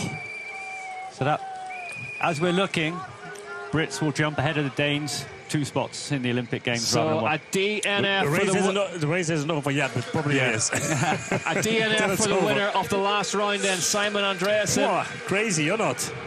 Absolutely crazy. Charlie Aldridge a little bit further off of that chasing group. With Lucas Schwarzbauer, Filippo Colombo, Gunnar Holmgren. Matthias Flukiger is in that group too. Aldridge, the head dipping a bit, looking like he's struggling to stay on with this group. Aldridge having a hard time at the moment. And I think it's that sort of course today. Obviously, it's so intense. Other than the start-finish straight, there's not a lot of recovery, but it's getting hotter as well. It feels, yeah, that's what I think too. It heats up quite quickly now. We saw Sam Gaze on the start line with the heat vest. Cooling vest. Yeah, and Andreassen as well, not really warming up on the rollers. They were literally, they're warmed up enough with the temperature, so it's just keeping the legs spinning. Especially here in the arena, it heats up quite quickly, and maybe in the forest, in the shade, it's still fine for good conditions, but yeah. Jordan Sarru's back in 26th now. Thomas Litcher's 23rd. You saw Mateus he was sitting on that back of that group, kind of biding his time, just moving up the outside a little bit now. Schwarzbach on the number 9 Canyon. Working away at the front of this one. And Koretsky was looking down that time. And I think mentally as well, you know, he's been the rider from the first 2 races, so strong. To then be on the receiving end of a bit of a kicking from Pidcock on that hill, mentally that's really hard to take. I have the feeling that something is wrong with his bike. Well, or not? It looks like it, doesn't it? No, yeah. You see there, he's, I don't know if he's stuck in a gear or something. Could be too, like a gear, like a drivetrain problem, or gears shifting. Bluetooth shifting on those specialised factory racing machines, the SRAM system, so maybe something not talking to something else. But Carlson's saying that Blevins looked super flat as he passed him as well. No power, just rolling around. So definitely different shades compared to what we saw on the short track from the 2 specialised racing riders yesterday. Yeah, 38 for Blevins, and Vidare as well, back into 31 as well. So that specialised team that in the first 2 Brazilian races were so strong, the best team by quite a long way overall, you know, especially in the first race. All in the front group, and it's interesting that we had a 1-month block between the Brazil races and these races, so enough time to change your form and condition, to train, to race, whatever you felt like you needed to do to be here in top shape. Isn't it such a fickle sport? You can go from like Simon Andreassen, top of the world in Arashah, to abandoning the next race. It's just cycling in general, mountain bike, cross country especially, just so brutal. It is, And this guy here, Nino, you know, we went from his worst cross-country result in Mariupova. Yeah, he had a crash and eye infection. Yeah, eye infection. These things that all affect your performance. But having a nightmare, coming back home, regrouping, retraining, press the play button. Strong mind. Yeah. Just take the helicopter up, relax for a couple of hours of choppering around the mountains, and then press reset. There's Lucas Schwarzbauer in 3rd place. A nice story about the chopper in South Africa at the Cape Epic. They flew from the finished... I heard somebody got a ride in that chopper. I had one. Nino was in the other one. 184 beats per minute for Charlie Aldridge up here. Yeah. Getting up there. That's right, up there, 184.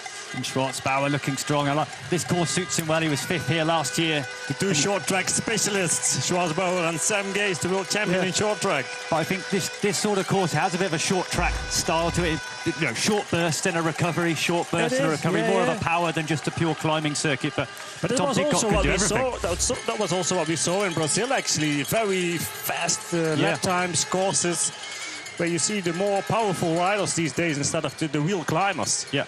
And when we get back to some of the more alpine circuits, you know, it means there's longer climbs there. Not loads, but a little bit longer in Leger and also in Val di Sole. Yeah. Definitely steep climbs over there. Tom Pidcock then is currently 24 seconds clear off Nino Schurter at the 3rd round of the UCI Cross Country World Cup here in Nové Město na Moravě in the Czech Republic.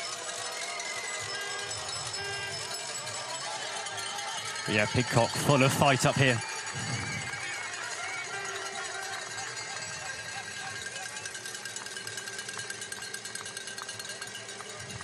The Ineos Grenadiers start. Having a good weekend, this team. But 24 seconds now back to Nino. But Nino doing a great job. You know, as Koretsky, when he got dropped, he was straight back to that big group. Nino's hanging in there, doing a really good ride today. Pidcock as well, any chance he gets, really emphasises that mountain bike racing is what he wants to do for fun. Yeah. This is what he enjoys. Yeah, and he's always said as well that this is the hardest discipline, the one he, like I say, he enjoys most. And saying, similar with Mathieu van der Poel as well, saying it's the hardest one. He won World Cups in every other discipline, and he hadn't won one of these at one point. And it took him a long time to beat Nino and those guys. So this is where he opened his account. Van der Poel in 2019 got his first win here. Yeah, those guys love this discipline. I think they love the one-to-one. Yeah, it's a shame that Mathieu van der Poel doesn't do the Olympics, actually. I've already asked Bart if he's going to go instead. He's remained tight-lipped. Flukiger attacking now in the red. Looking at a rider that... And Gunnar Holmgren in the line kit on the third place in front of Sam Gaze and Filippo Colombo, who is the last rider of this group. Do you think Holmgren's been getting a hard time in the Holmgren family WhatsApp group? At least I have at the moment. I heard his team manager also banned him from coffee till he got a top 10. I don't know. I think it was Josh who made an espresso for Gunnar just before the start. He was at our team. Here we are. Your coffee machine. Maybe a good one. Your coffee machine's too valuable to let it into the hands of Josh Carlson. He's practicing. He's practicing, yeah. But they're through the second. Marcel Guerini in that line, in that green kit, is coming back to the chasing group. Guerini really strong at the end of last season. We haven't seen the best of him yet so far this year, but Schwarzbauer is really... But Victor Koretsky dropped back more and more. And Matthias Azuro as well. Oh yeah, Matthias Azuro, here he is. Yeah, so I think the pace of that group dropped back a little bit. Koretsky's in 12th now. This is Marcel Guerini, the number 23 on his back. Yeah, great World Cup. Top 5s at the end of last season, real step up. Yeah. Purely speculation, but really unusual. Oh, as we see Charlie Aldridge getting a slide on there. Purely speculation, but really unusual to see both specialised riders, Blevins and Koretsky, off the boil. Yep. Maybe a touch of illness in the camp or something, or hard to say. But after the short track yesterday, they were so strong. You suggest that if something was Haley, but also Haley Batten and Laura Stiger, they did a great job, both on the podium today. Pidcock and Schurter then, first and second, 26 seconds, so that gap has kind of stabilised over the last lap or so. Schwarzbauer leading that chasing group, the purple kit. Gunnar Holmgren next to him, different line. And going back to that Olympic conversation between the Swiss riders.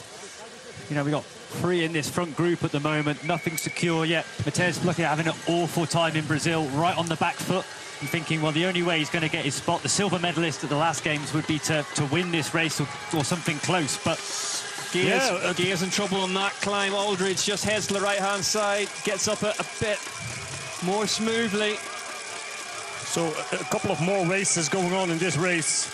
Matis Azaro as well, he's coming back for the Decathlon Ford, the rider in the tail, just going through your shot now. Yeah, that's him. Had to start 53rd on the grid, so a hell of a ride so far. But 19th in this race last year, so... Sam Gaze, just watch, comes through here. Filippo Colombo behind him, and then we have Gunnar Holmgren. KMC Ridley team.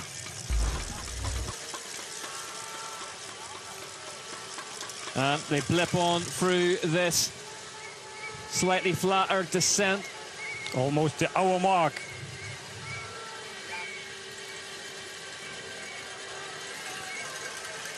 We're at the top of the Motul Moguls up here, and we just saw Tom Pidcock and Nino Schurter going through two different riding styles. Pidcock coming down here with a little bit of flair, a little bit of spice, and all things nice, and Nino looking like he is right there in the hurt locker. Look at the gap. Now, this is our last chance to set up for a sprint finish. It's looking likely the boys might step out here and run away with this, but as you come out of the forest, that final rock garden, you have this big, long, janky straight, and as the riders rip out of here, you need to be in position here now. Either one, to have a rest, or two, to be in the right position for the sprint. Speaking of sprint and horsepower, here goes Luca Schwarzbauer. Now, look at these boys coming down here. If this comes down to a sprint finish, the position they come into here will be crucial as they crest that bridge. Once you crest the bridge, it turns, it goes uphill, it turns, and it goes longer than you think. So this particular spot, as simple as it is a key moment in setting up the sprint finish here. Victor Koretsky, the last couple of laps we've noticed in this particular section here, has been looking at his rear tyre and his rear mech. Something's going on there, or he's just fading back a little bit. But this is a bit, so as they come out of the woods, you finally get a chance to recover, but this is your last moment. You need to set up here now, you need to sprint here now, you need to get ready for the biggest sprint of the day. It's all happening, couple to go. Here for it. Victor Koretsky's woes continue, 12th place then.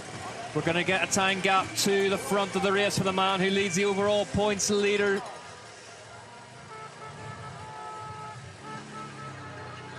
One minute 41 back for Koretsky over the line. Yeah. And there's an overall title also to play. Currently overall leader, he needs to hang in there for some points, you know. So there's so many races going on within a race. There's also a race for the overall title as well. Yeah, Christopher Blathers lost a lot of points, yeah, actually. Andreasen, second overall before this race. He's out. At the moment, Filippo Colombo. Oh, yeah, there's a lot of things. Is the one that could possibly, at the moment, take the overall leader's jersey going as it currently stands. What a story that would be. Oh, Nino.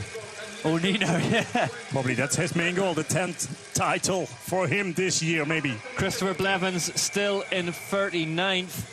And that is 3 minutes 56 off this man, your leader, Tom Pidcock, who is just ticking off the sections. See if he can ride up this one. The expert climb one, how they call it. Oh, without a problem at all. Nice little line up the right side. That is how you do that. And this is the one which is a technical climb, but if you've got good power, you can carry. There's a little false flat before it. That's all. And you can push, you can accelerate there. If you've got all the power, that's how it is. You take more momentum in and then you're off, and it makes it easy. But it's so hard to do it. Seen if Nino, it's just this little flat section, and now you need to get a bit of a drive and then push up through on the top, but it's so much drier than the women's race. He does it out of the saddle even. Yeah. Imagine how many times Nino Schurter's been up that climb, though. That's true. But Nino, it just shows, like I say, he can attack, whereas in the women's race, they had to stay seated the entire time due to the lack of grip. Meanwhile, here's a battle for third, still being led by Luca Schwarzbauer. The head just starting to roll now, as is Matthias Flückigers. As he rolls past into third place now, the rider in red, Matthias Flückiger, wants to get his Olympic chances back on track. Oh, Pidcock's front wheel just taking a big kick there in the right-hander. 26 seconds back for Nino Schurter on second place. Nino's doing a good job of keeping that gap tight. We saw Ferron Prevot in the women's race, once it went over a minute, they were out of sight on the climbs, and then it's really difficult to stay motivated that you can still get that win. Yeah, but also Nino was chased by that chasing group with Lukas Schwarzbauer, Matthias Flückiger in that, who's leading now. Well, Sam Gaze, a specialised rider we've not mentioned, Martin Vidari, is in 32nd. Yeah, so having a shocker today. Tell you, it will be a quiet dinner table around Benno's later on. It's interesting to see as well, Pidcock running the more aero helmet, so less wind, less gaps. Yeah, and we're seeing now that the speeds of mountain bike cross-country is going up. And therefore the aero tech that's so prominent on the road is starting to come in. So we've got the helmet is a big difference. So if it's a really hot day, they'll have a helmet with more vents in. We see Gunnar Holmgren as well with a really slick helmet. These aero helmets, they have a very good ventilation as well. They're not days. as warm as they used to be. Yeah, they used to be extremely hot. You see Schurter just missed the gel. We'll see how important that is on the next lap. Yeah, I mean, gels are important. Your sugars, your energy, especially when it comes down to the last laps of the race. And also as well, these riders, they will have a really quite strict schedule of when they're going to take the bottles, when they're going to take the gels. Mostly they have a backup as well, but they didn't. The gap hasn't budged from 26 seconds, you know, in quite some time. So Schurter is doing a good job at maintaining things here. Flukiger's still in third. 1 minute 14 back off this man, Tom Pidcock. And I think it shows the experience of Nino that he allowed himself to be dropped before he blew, you know. So when he just got dropped, he got stopped steadily and was able to maintain the pressure. Yeah, he has the experience. Yeah, he's been here a lot of times. How to play. Look at this, lap 6 of 7, the Whoop super climb. Yeah, you can almost see and feel how hard it is to make this climb. And Mateus driving on now. Matisse Azzurro. Matisse Azzurro is looking absolutely superb here. Here's the overtake 55 on his bike. Here's the overtake for third place then. Yeah, and you think Azzurro didn't get to ride, he's low enough ranked that he didn't get to ride the short track race. He just had to start at his grid position or his UCI rank in 55th. The first French rider in the race. Wow. Who would have thought that before the start? That would have been a big bet. But that would have been a big bet. I think for the Olympics, it's Jordan Sarou with Victor Koretsky. Yeah, it has to be, doesn't it?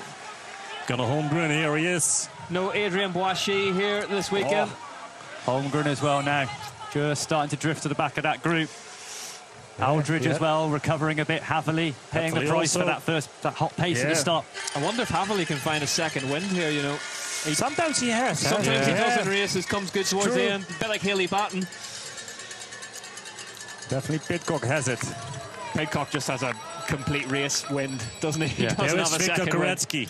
The one thing you're not going to get, you know, if you've just run the Amstel Gold, you know your endurance is on point. So, yeah, fair play. Koretsky now in 15th place, 1 minute 53 back. The overall points leader, shipping points out the door here.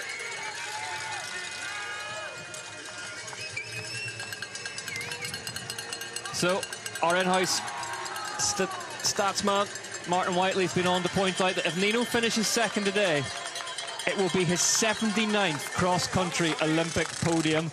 Not only that, he has won 35 races, and today will be the 27th time he's finished second. Wow.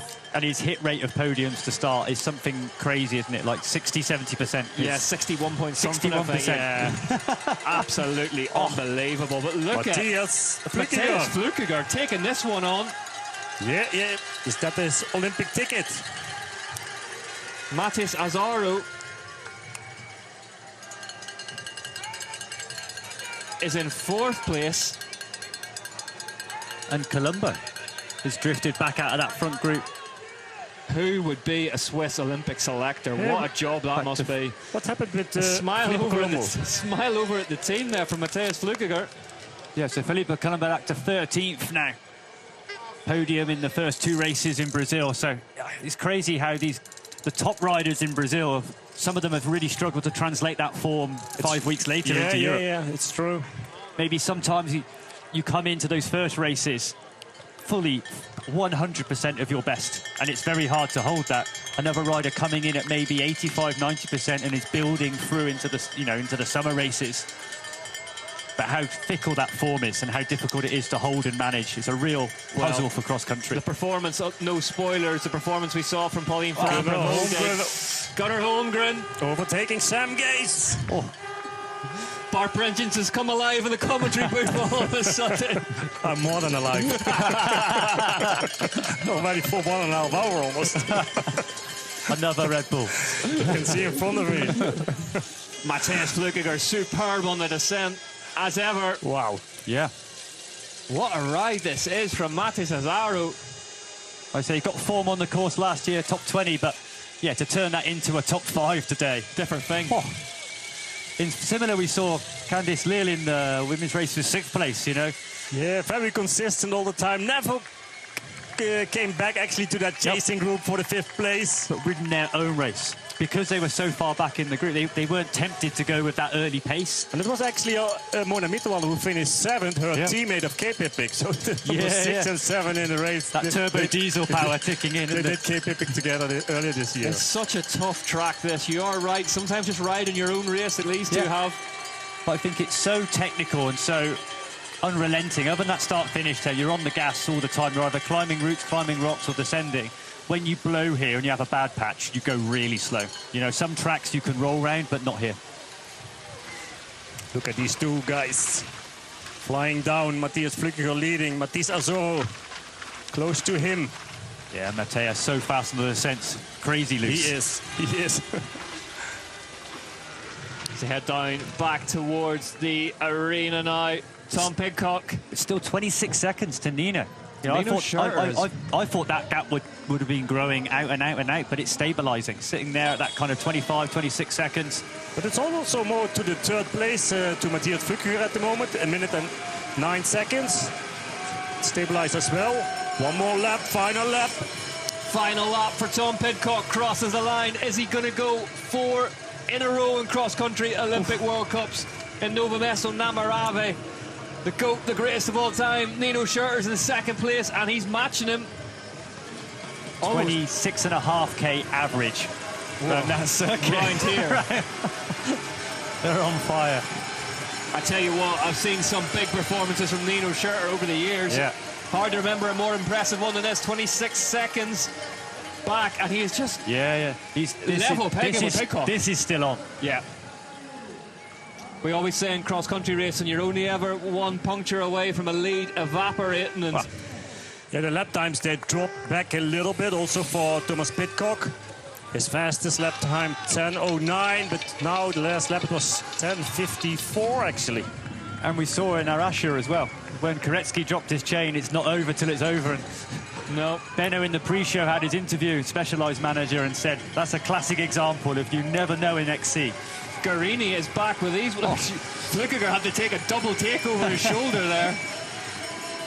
3rd place then. This is not the battle we thought we were going to get, but this is what we've got. It's Flückiger versus Azaro versus Guarini. Schwarzbauer looks like a spent force, just slumping over the handlebars, getting some air in. Behind him, Aldridge, Holmgren. Then Sam Gaze. Then the pace setter early doors, Alan Haverly in 10th.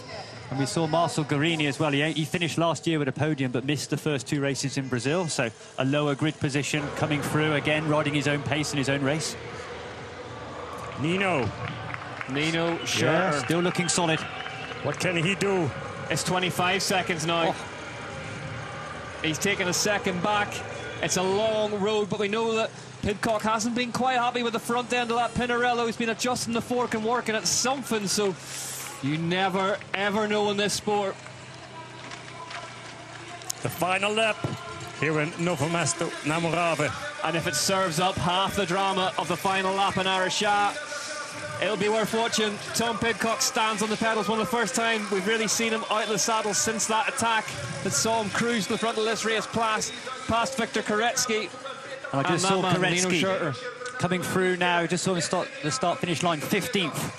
23 seconds on our clock in the booth now for Schurter, so he's getting a move on. Let's see if Tom Pidcock can get up this climb smoothly. And this is always a good test to the legs on that climb. If you've still got power, you whiz up it. If the power's just fading a bit, that's the section where you can see it drop. And not for Tom Pidcock. No, I think he's still got the power. He's still managing it. Schurter onto the same section now. Will need to keep this really, really clean and tidy if he wants to stay in contention here. Lars Foster now on 11th place. No problem for the GOAT. It's a long shot, but it's still on for Schurter. Guarini now into 3rd place. Another Swiss rider. Is he able to catch back? Alongside his Swiss Olympic selectors are throwing their clipboards out the window. And we saw Matthias look round on that start-finish straight, see Guarini and just be like, where have you come from? How did this is it? He did that at the end of last season, though. He arrived in the races really, really late. No, he did. It's true. Snowshoe. There's Tom Pidcock, though, your leader. 23 seconds, the difference currently between Tom Pidcock and Nino Schurter.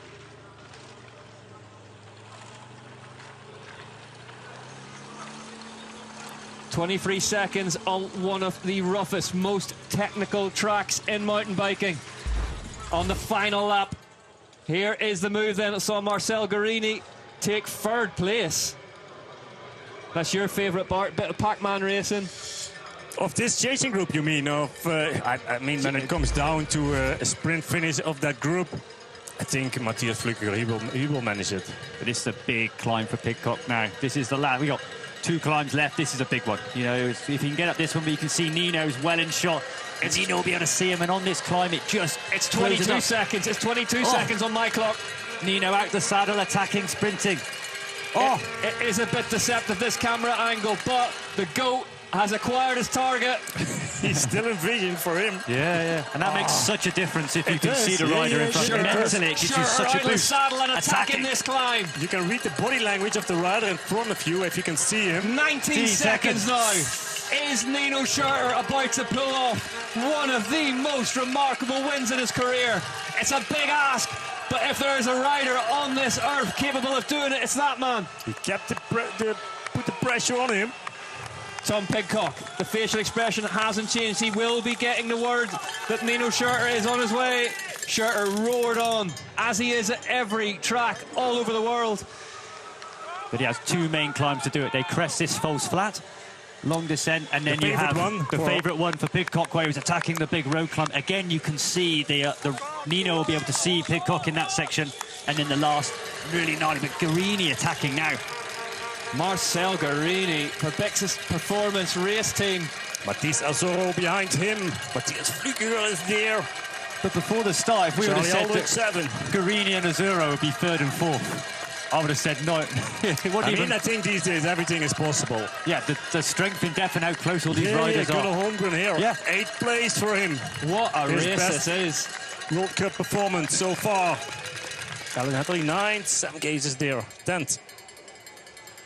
Aldridge as well, 7th place for the young rider. That's a hell of a ride. He looked like he was cracking at one point, but he's recovered, come back. 19 seconds was the difference. What is the next split going to tell us? 27. So Pidcock has put some time back into Schurter. Somewhere off our screens. On his favourite climb right now, out of the saddle. Go. This could be the knockout punch. You see Nino in the background. With that chasing group for the 3rd place with Marcel Guarini. Yeah. That stays more like the same, around a minute. Yeah, that group all race has floated at about a minute. It's changed who's been in that group, but it's been about a minute the whole race. And Pidcock monstering his way up that climb. Huge effort. And I said it maybe did just get a word from someone that you need to put this one to bed, because Nino's up to 27 seconds now. Anyway, 2nd place so far. 2nd place for the Scotch Ram MTB Racing Team's living legend, Nino Schurter. And he has had to fight for this one today. Wow, look at him, Tom Pidcock. Chatting in before the race with Henrik Alfonsini and just saying that his comment was that Nino's never found himself in this situation before, that his teammate has been going better than him, the other Swiss riders have been going better than him, and he's had to actually dig deep and fight. And it was his question was, has he got it left in him? And every time we doubt Nino, he comes back. Look at Guarini through the tech zone. Fastest guy on course at the moment. 58 seconds back, so he's within the same minute now. Wow. Boy, what does it mean for the Swiss riders? If Guarini finished 3rd place for the qualification Olympics in Paris. When Marcel Guarini turns it on, he really is one of the very best. It's just that he tends to miss fire now and again, and we don't always see the best of him, but whenever we do, look at this battle shaping up now. Aldridge coming back. Yeah. But looking back down the list, Colombo now, who was the best of the Swiss in the first 2 rounds, is back to 17th now. The last climb for Pidcock. Tom Pidcock then. Oh, just a little bobble on clips. Doesn't lose too much time. I think that's the only and first mistake we've seen for Tom Pidcock all race. Yep, and this climb is where mistakes tend to happen. Yeah, and in the women's race we saw, it was wetter then, so it was less grip, but we saw Florent Prevost making, you know, this was the hardest climb for him. She made quite a few mistakes here, but physically she was climbing so strong she could recover from it. But Pidcock rounds the top of that. Really, really miserable. What Ollie reckoned was the toughest climb on the course. Yeah. Schurter is just starting at the bottom of it, 31 seconds now. He's going to need to look over his shoulder for Guarini. Guarini has a bit of momentum behind him. What can he do on that climb? Can he rejoin Schurter and make it a scrap for second? But Tom Pidcock, he's already on his way down, back to the arena. But just 25 seconds between Schurter and Guarini now. Look at Guarini. I think he's going to run out of track, but it's going to be close. Yep, Guarini, superb in the final stages of this one.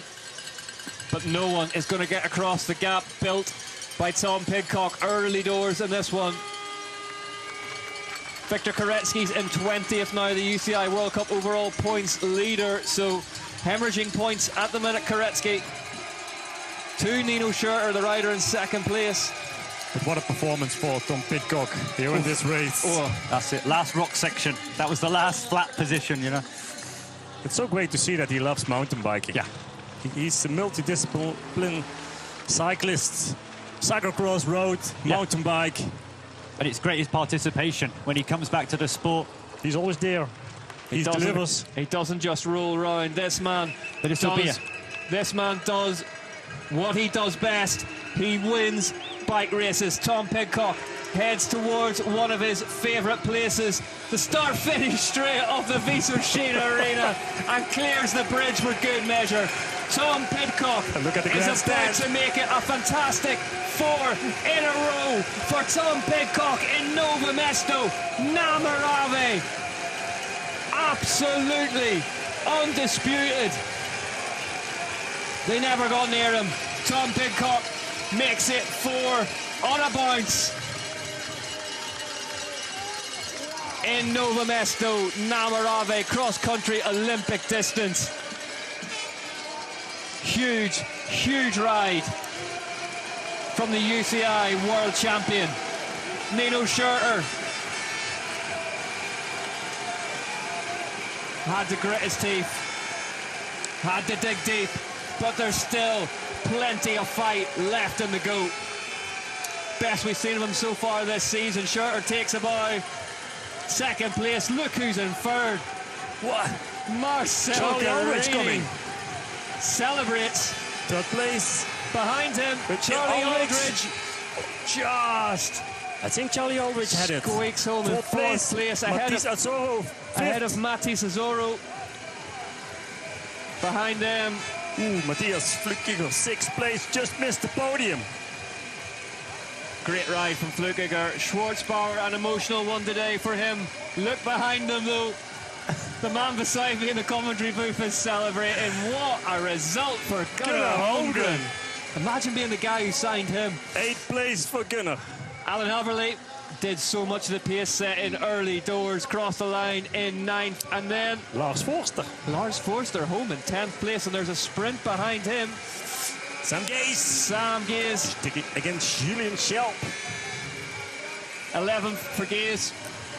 Sprint finishes rolling in now. Geoffrey Collel, Simone Avendetto, David List's in there as well, and 15th. Big rides up and down the field.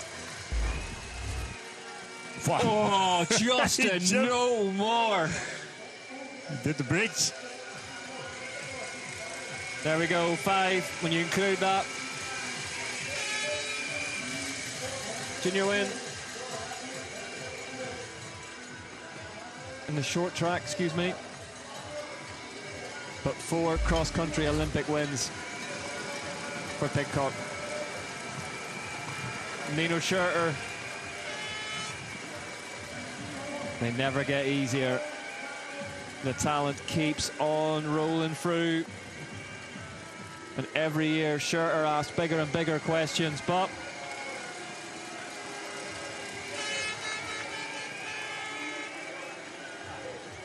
his 27th second place finish in his career for Nino Schurter.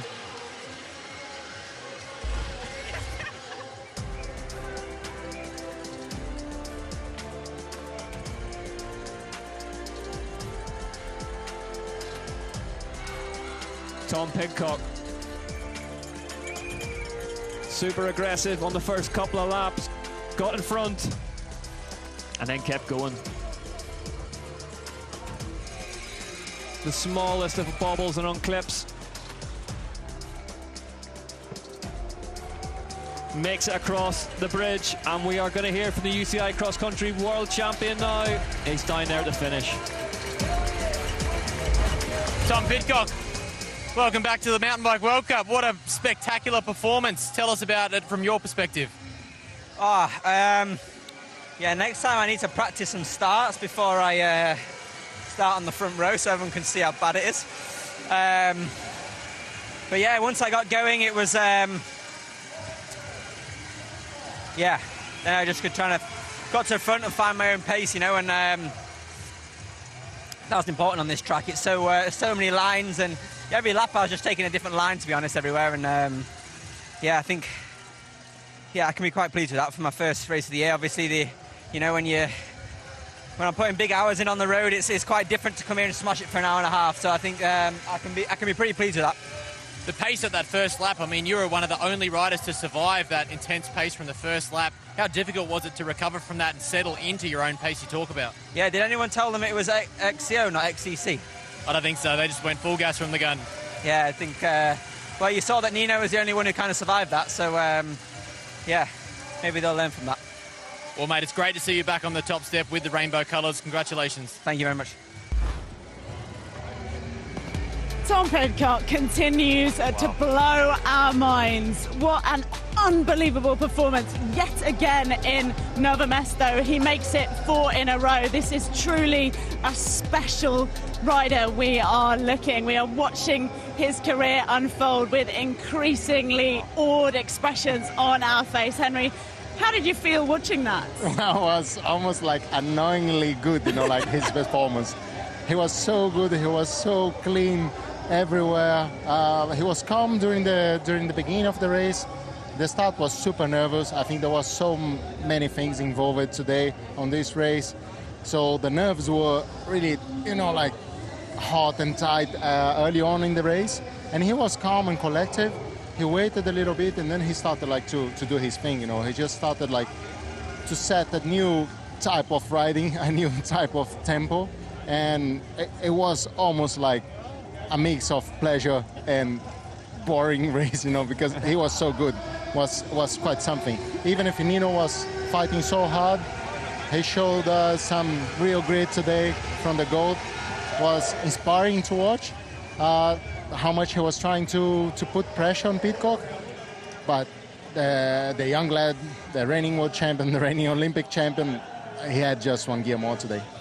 Watching him cross the line, Ollie, was just something else. At one point, Nino Schurter cut the gap to 19 seconds, but it just wasn't enough. Yeah, I think unbelievable race. But what was impressive was that he let the race settle down, used a lot of experience. He's a very young rider, but very experienced still. But then when he hit the front group, the attack on that middle climb, it was a full kind of road-style attack, and only Nino and Koretsky could follow. But then soon after, Koretsky blew on the next climb, and he was gone. But I've never seen an attack like that mid-race. Sometimes they'll save it for the last lap, but to go like that mid-race, that was special. Yeah, I would agree. Usually he tests the riders mid-race.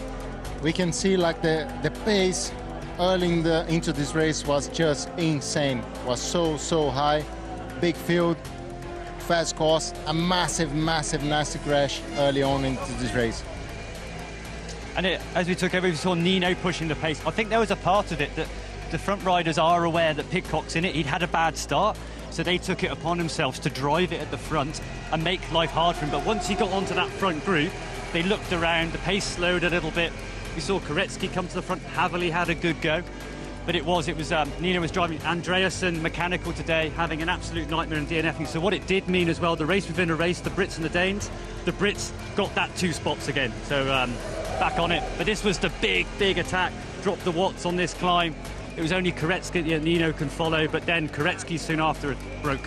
Nino had a really good response at this moment of the race. Koretsky also, but straight after Koretsky started to pay the price for this effort. Nino was still with Pidcock for quite a long time after that first move, but little by little, Pidcock was nudging Nino, and then at some point he started to grow a gap on Nino, and the gap to the chasing group was only get bigger and bigger, and then we saw the the GC leader at the moment, Viktor Koretsky, getting dropped on the field. Yeah, and this is the one over the top. We just had like Nino, and I think he rode very smart. Koretsky waited till he blew before he got dropped. I think Nino realised he couldn't live with this pace and just dropped off and showed his experience that, and he just then held that gap and he rode really well. What he could have done was hang in there for dear life, blew, and then ended up out the top 10, but instead he rode really smart. This was a section when it got so close you could just see him out in front. Up in comms we were going mad thinking it might happen, that he might put it back, but then Pidcock went into overdrive again, pulled out the gap and took his 4th win in a row. You know, so what a race. To see Pidcock and Nino going head to head, what a story. But what a ride by Pidcock today, that was some performance. The way he crossed the line, he slowed down almost to a stop to take in those moments. He's a very young man, as we know, just 24 years old, but it looks like, we know how much he enjoys his mountain bike riding. It looks like he is taking the time to soak it all up and to enjoy what he has achieved out there. As we take a look at the final standings from today's race, it was 32 seconds, the final gap between Nino Schurter and Thomas Pidcock, and as you can see, 2-3, Marcel Guarini comes in 3rd, Charlie Aldridge finishing 4th. What a ride from that young man. The question was up in the air, would he go to the Olympics? Yeah, he's going now. He's going now. What a ride from that young man. And what a top 10 it is to see. Let's hear, before we get into any further beautiful poems about the beautiful performance from Pidcock, let's hear from the man who just could not catch him, the GOAT, Nino Schurter. Nino Schurter, welcome back to the podium. Fantastic to see you here. You had a bit of a cheeky grin at the start of today's race. Tell us about it. Yeah, it was a really cool race. It was a tough one as well. Pidcock was really strong, and yeah, when he went first, I was like, I tried to hold on, but then I was afraid maybe I blow up, and I still had like Olympic qualification in mind. If I dig too deep and maybe drop too far back, then I maybe lose a podium position. So I had to hold me back a bit, but yeah, Pidcock was super strong. But yeah, I love to race here, and it's nice to be back on the podium, yeah. That pace on the first lap was so high. How hard was it to gauge that speed and make sure you didn't go into the red too early? Yeah, I felt quite fresh, and like actually I was enjoying it to go fast from the start on. But then when Pidcock went, then it was started to hurt really, and yeah, but it was good racing. Was nice here again, yeah.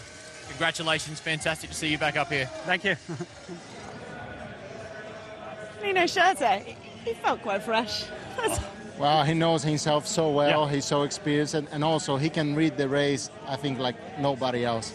So I think he took the best out of it today, and was an amazing performance. Honestly, I'm very impressed because he doesn't have to prove anything else to anybody, and he found the motivation to dig so deep today. Was actually quite inspiring to be watching the race today.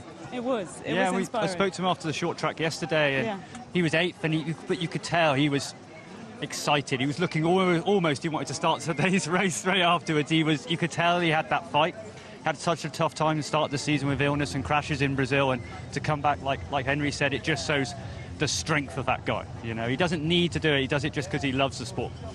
Someone else we're very excited to hear from, and I think we can do now, is Charlie Aldridge. He's achieved his first podium today. Here's what he had to say. Charlie Aldridge, 4th place. What an amazing and dramatic day out there. Yeah, I think that sums it up. It was intense racing. It was so fast all the time, and there was always someone. I was like managing at the front, and then Nino attacked, and then Tom attacked, and then I was like, oh, what was going on? But I think I managed it really well, sending the descents, and then won the sprint for 4th. So first podium, I'm buzzing. I'm so happy. And an important day for the British qualification for the Olympics. I mean, yeah, I think we might have pulled out the bag with this one to get the 2 spots. getting selected as the next challenge, but I think I'm on the right track, so yeah, exciting times. Exciting time, mate. Well done. Thank you. Cheers.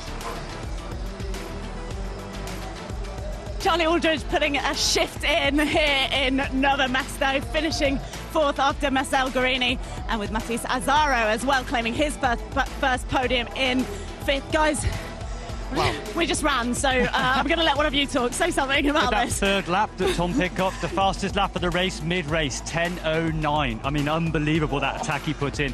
But then we see the fight between Guerini and Aldridge on the last lap. Aldridge 10:19 on the last lap. Honestly, I thought he was blowing mid-race, and I thought he was going back. And it shows that, you know, for a young rider to recover and come back like that, he was the fastest rider on that last lap. But Pidcock, we saw the damage. Third lap, 10:09. Yeah, that was a very great performance from Charlie Aldridge. The reigning under-23 world champion just moved to elite rankings this year, setting a last lap of 10 minutes 19 seconds, grabbing his first World Cup podium. That's quite an amazing performance today. Really happy for the Cannondale Factory racing rider. That shows that he's got the mentality to keep pushing, exactly as you're saying, Ollie, when it looks like it might be beyond him. Yeah, I mean, he had even more to give. Yeah, I mean, the last lap as well, when it's gone off so fast, you know, and we saw especially that mid-race with Nino, and Charlie said in his interview as well that when Nino attacked and then Charlie attacked, he thought it was what's going on, you know, but to sit there, absorb it, recover, not lose, you know, the mental capacity and crack, and to come back and finish at the last lap, wow, that shows so much strength. To have that level of race management ability at that age, the future looks incredibly bright for Charlie Aldridge. It does. Not only for Charlie Aldridge, but I would like to mention Matías Azaro as well, the Frenchman.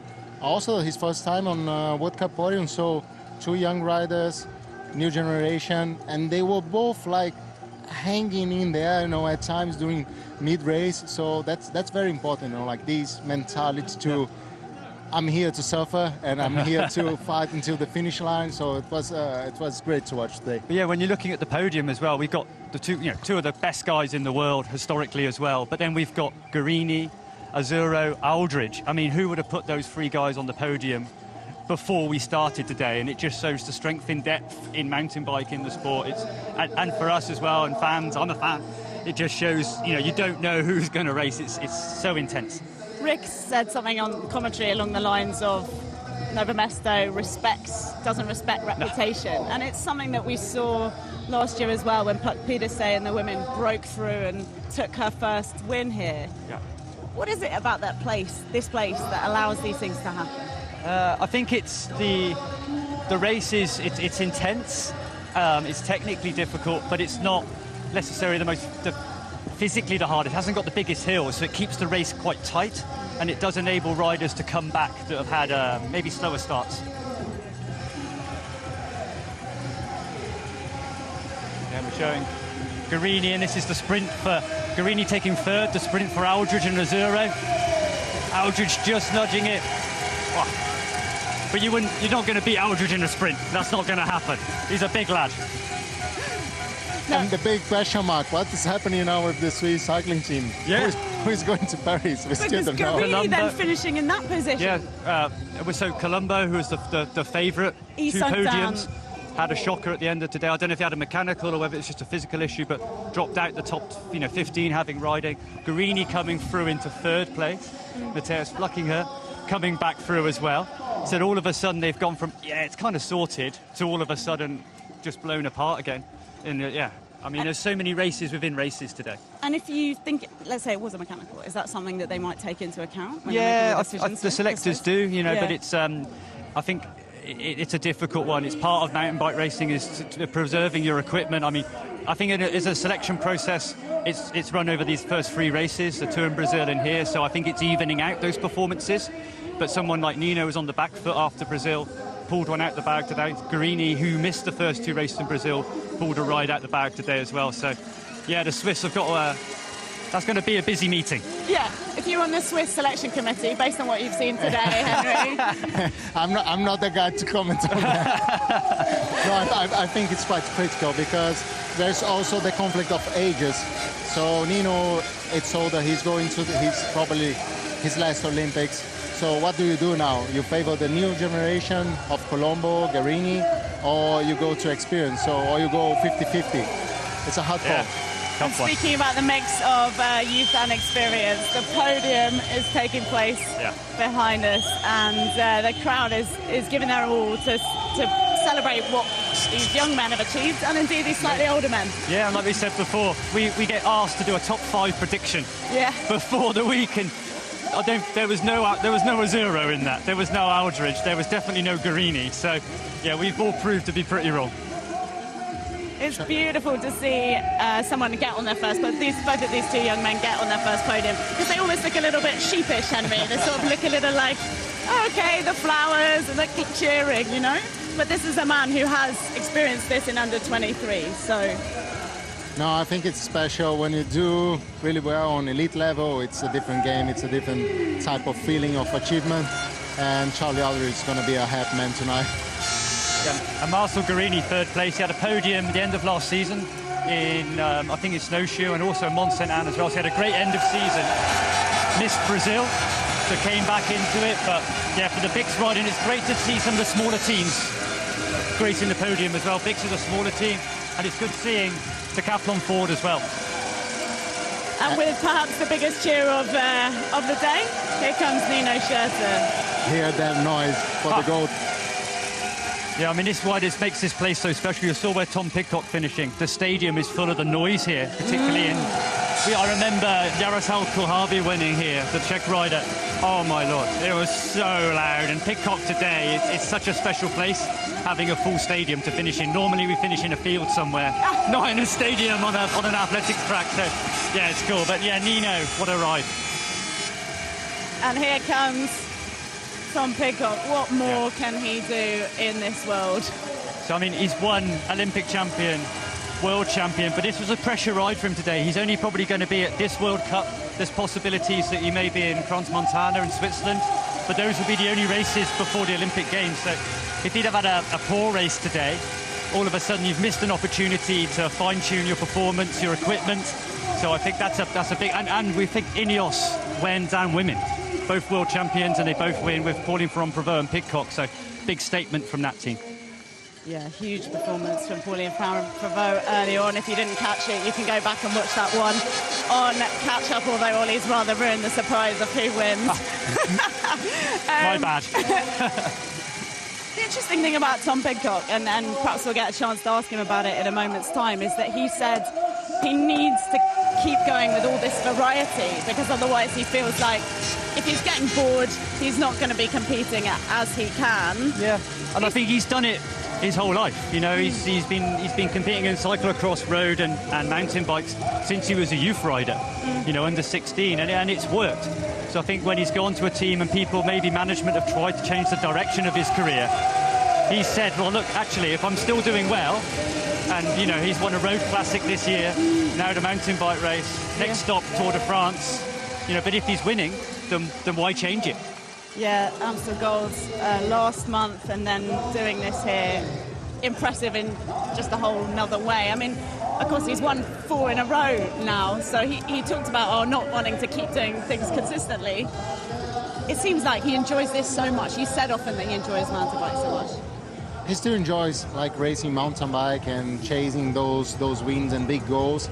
He's a quite ambitious guy, you know, still so young, and he achieved already so much, and he still has the potential to achieve so much more.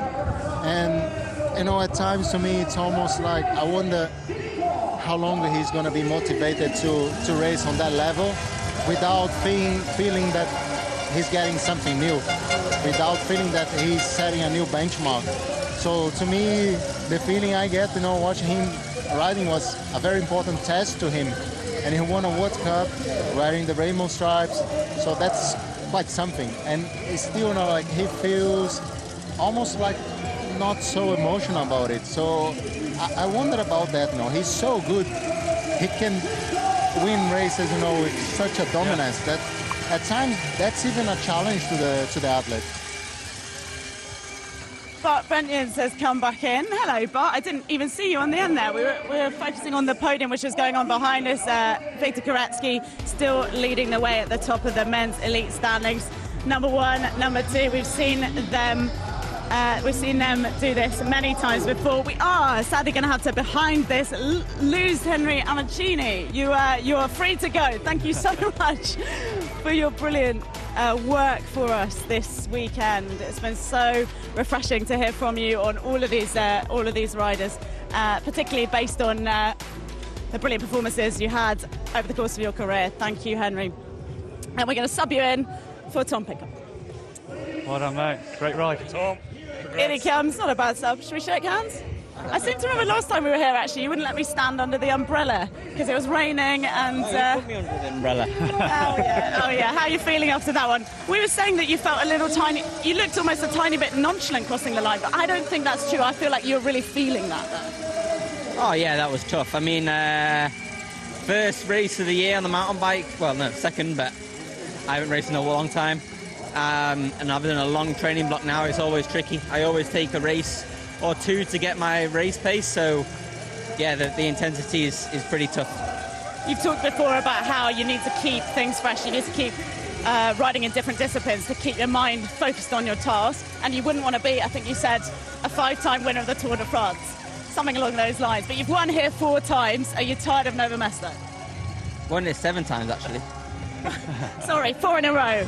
4 in a row is the boring element. If you count under 23. But yeah, no, I love it here. I've only had good memories. So of course, you know, if you win somewhere and you have fun memories, yeah, you can't dislike it. And I love this place, especially when it's sunny and the crowds, the fans, the country. It's a great place to come. And I think you had that fantastic attack, lap 3. That was the fastest lap of the race. Was it planned to go mid-race, or were you just going with the flow with that big attack? But that was full on that road, you know, on the forest track on lap 3. Yeah, I think, you know, everyone showed their cards in the first few laps. I think they just went out very hard. I think few people paid for it, and yeah, I knew that, you know, I could kind of sustain the pace that I was doing, so I, you know, went a bit deeper and just see what would happen. And I think on this sort of track, it's so technical. There's different lines. You think it's better to be prefer to ride on your own or in a group round here? Oh, for sure. I think, you know, if you're at the front, you can pick your own lines. You can, ride your own race. I think, you know, I was hemorrhaging time on the downhills, but making it up on the uphills, I think. Yeah, and I think the fact it was dry, obviously we had rain a couple of days ago, that would have been a bit of a shock coming back on the mountain bike. I know you ride a mountain bike all the time, but coming back into race again in the wet, being dry is probably a better conditions for you, do you think? I think my best race here was actually in the wet, but yeah, I think it's a bit safer. You know, I haven't ridden my mountain bike much. I did one training session before I came here, so yeah, my technical skills were... I know they're pretty good. Need a bit of working on. You know, it's easy to go down the downhills, but go at XC pace is something else, and also to be able to do it while you're breathing out your arse is another thing. It takes a little while to get loose again, doesn't it, on the bike? Yeah, for sure. I think, you know, to get that feeling of... just that subtle feeling of the bike and how it works over the rocks and things, and making it smooth and not just hitting things is... and the bike setup technically as well, it's a great opportunity to test that. Yeah, exactly. The setup's so important, and, you know, it's not easy to have it dialed in. Tom, the games are not that far away anymore, just a couple of months. Tom, the games are not that far away anymore, just a couple of months away, but where do we see you more racing the World Cups? I'll be in Crans-Montana now. I'll race Tour de Suisse in a couple of weeks, and then stay in Switzerland for Crans-Montana, and then I'll be at the Olympics. Yeah, and a new course as well for the World Cup. So Swiss Cup before, but new race for everyone. So. Yeah. So I've never been there. I don't know anything about it. So it'll be interesting to see. I'm going to be kind of staying there the week before, so I can take a bit of time to learn it. I think that's something I need to get better at as well. I just kind of, I don't like standing and looking at things. I just kind of go around and go down the general line, and then I come to the first lap of the race and everyone's doing these new lines. I'm like, oh yeah, that's cool. I'll go that way. Yeah, maybe hook up with Charlie. He was going good today. Behind you. So maybe need a riding partner, eh? Yeah, exactly. well, now we'll have he'll be my riding partner at Olympics now. Yeah, so. I think that's helpful to have someone to go out there to ride with, hang out with. So. Yeah, exactly. I thought Ollie was volunteering at that point. So how excited are you about Paris at this point? Yeah, I mean, it's 2 months away, but it feels like quite a long time away.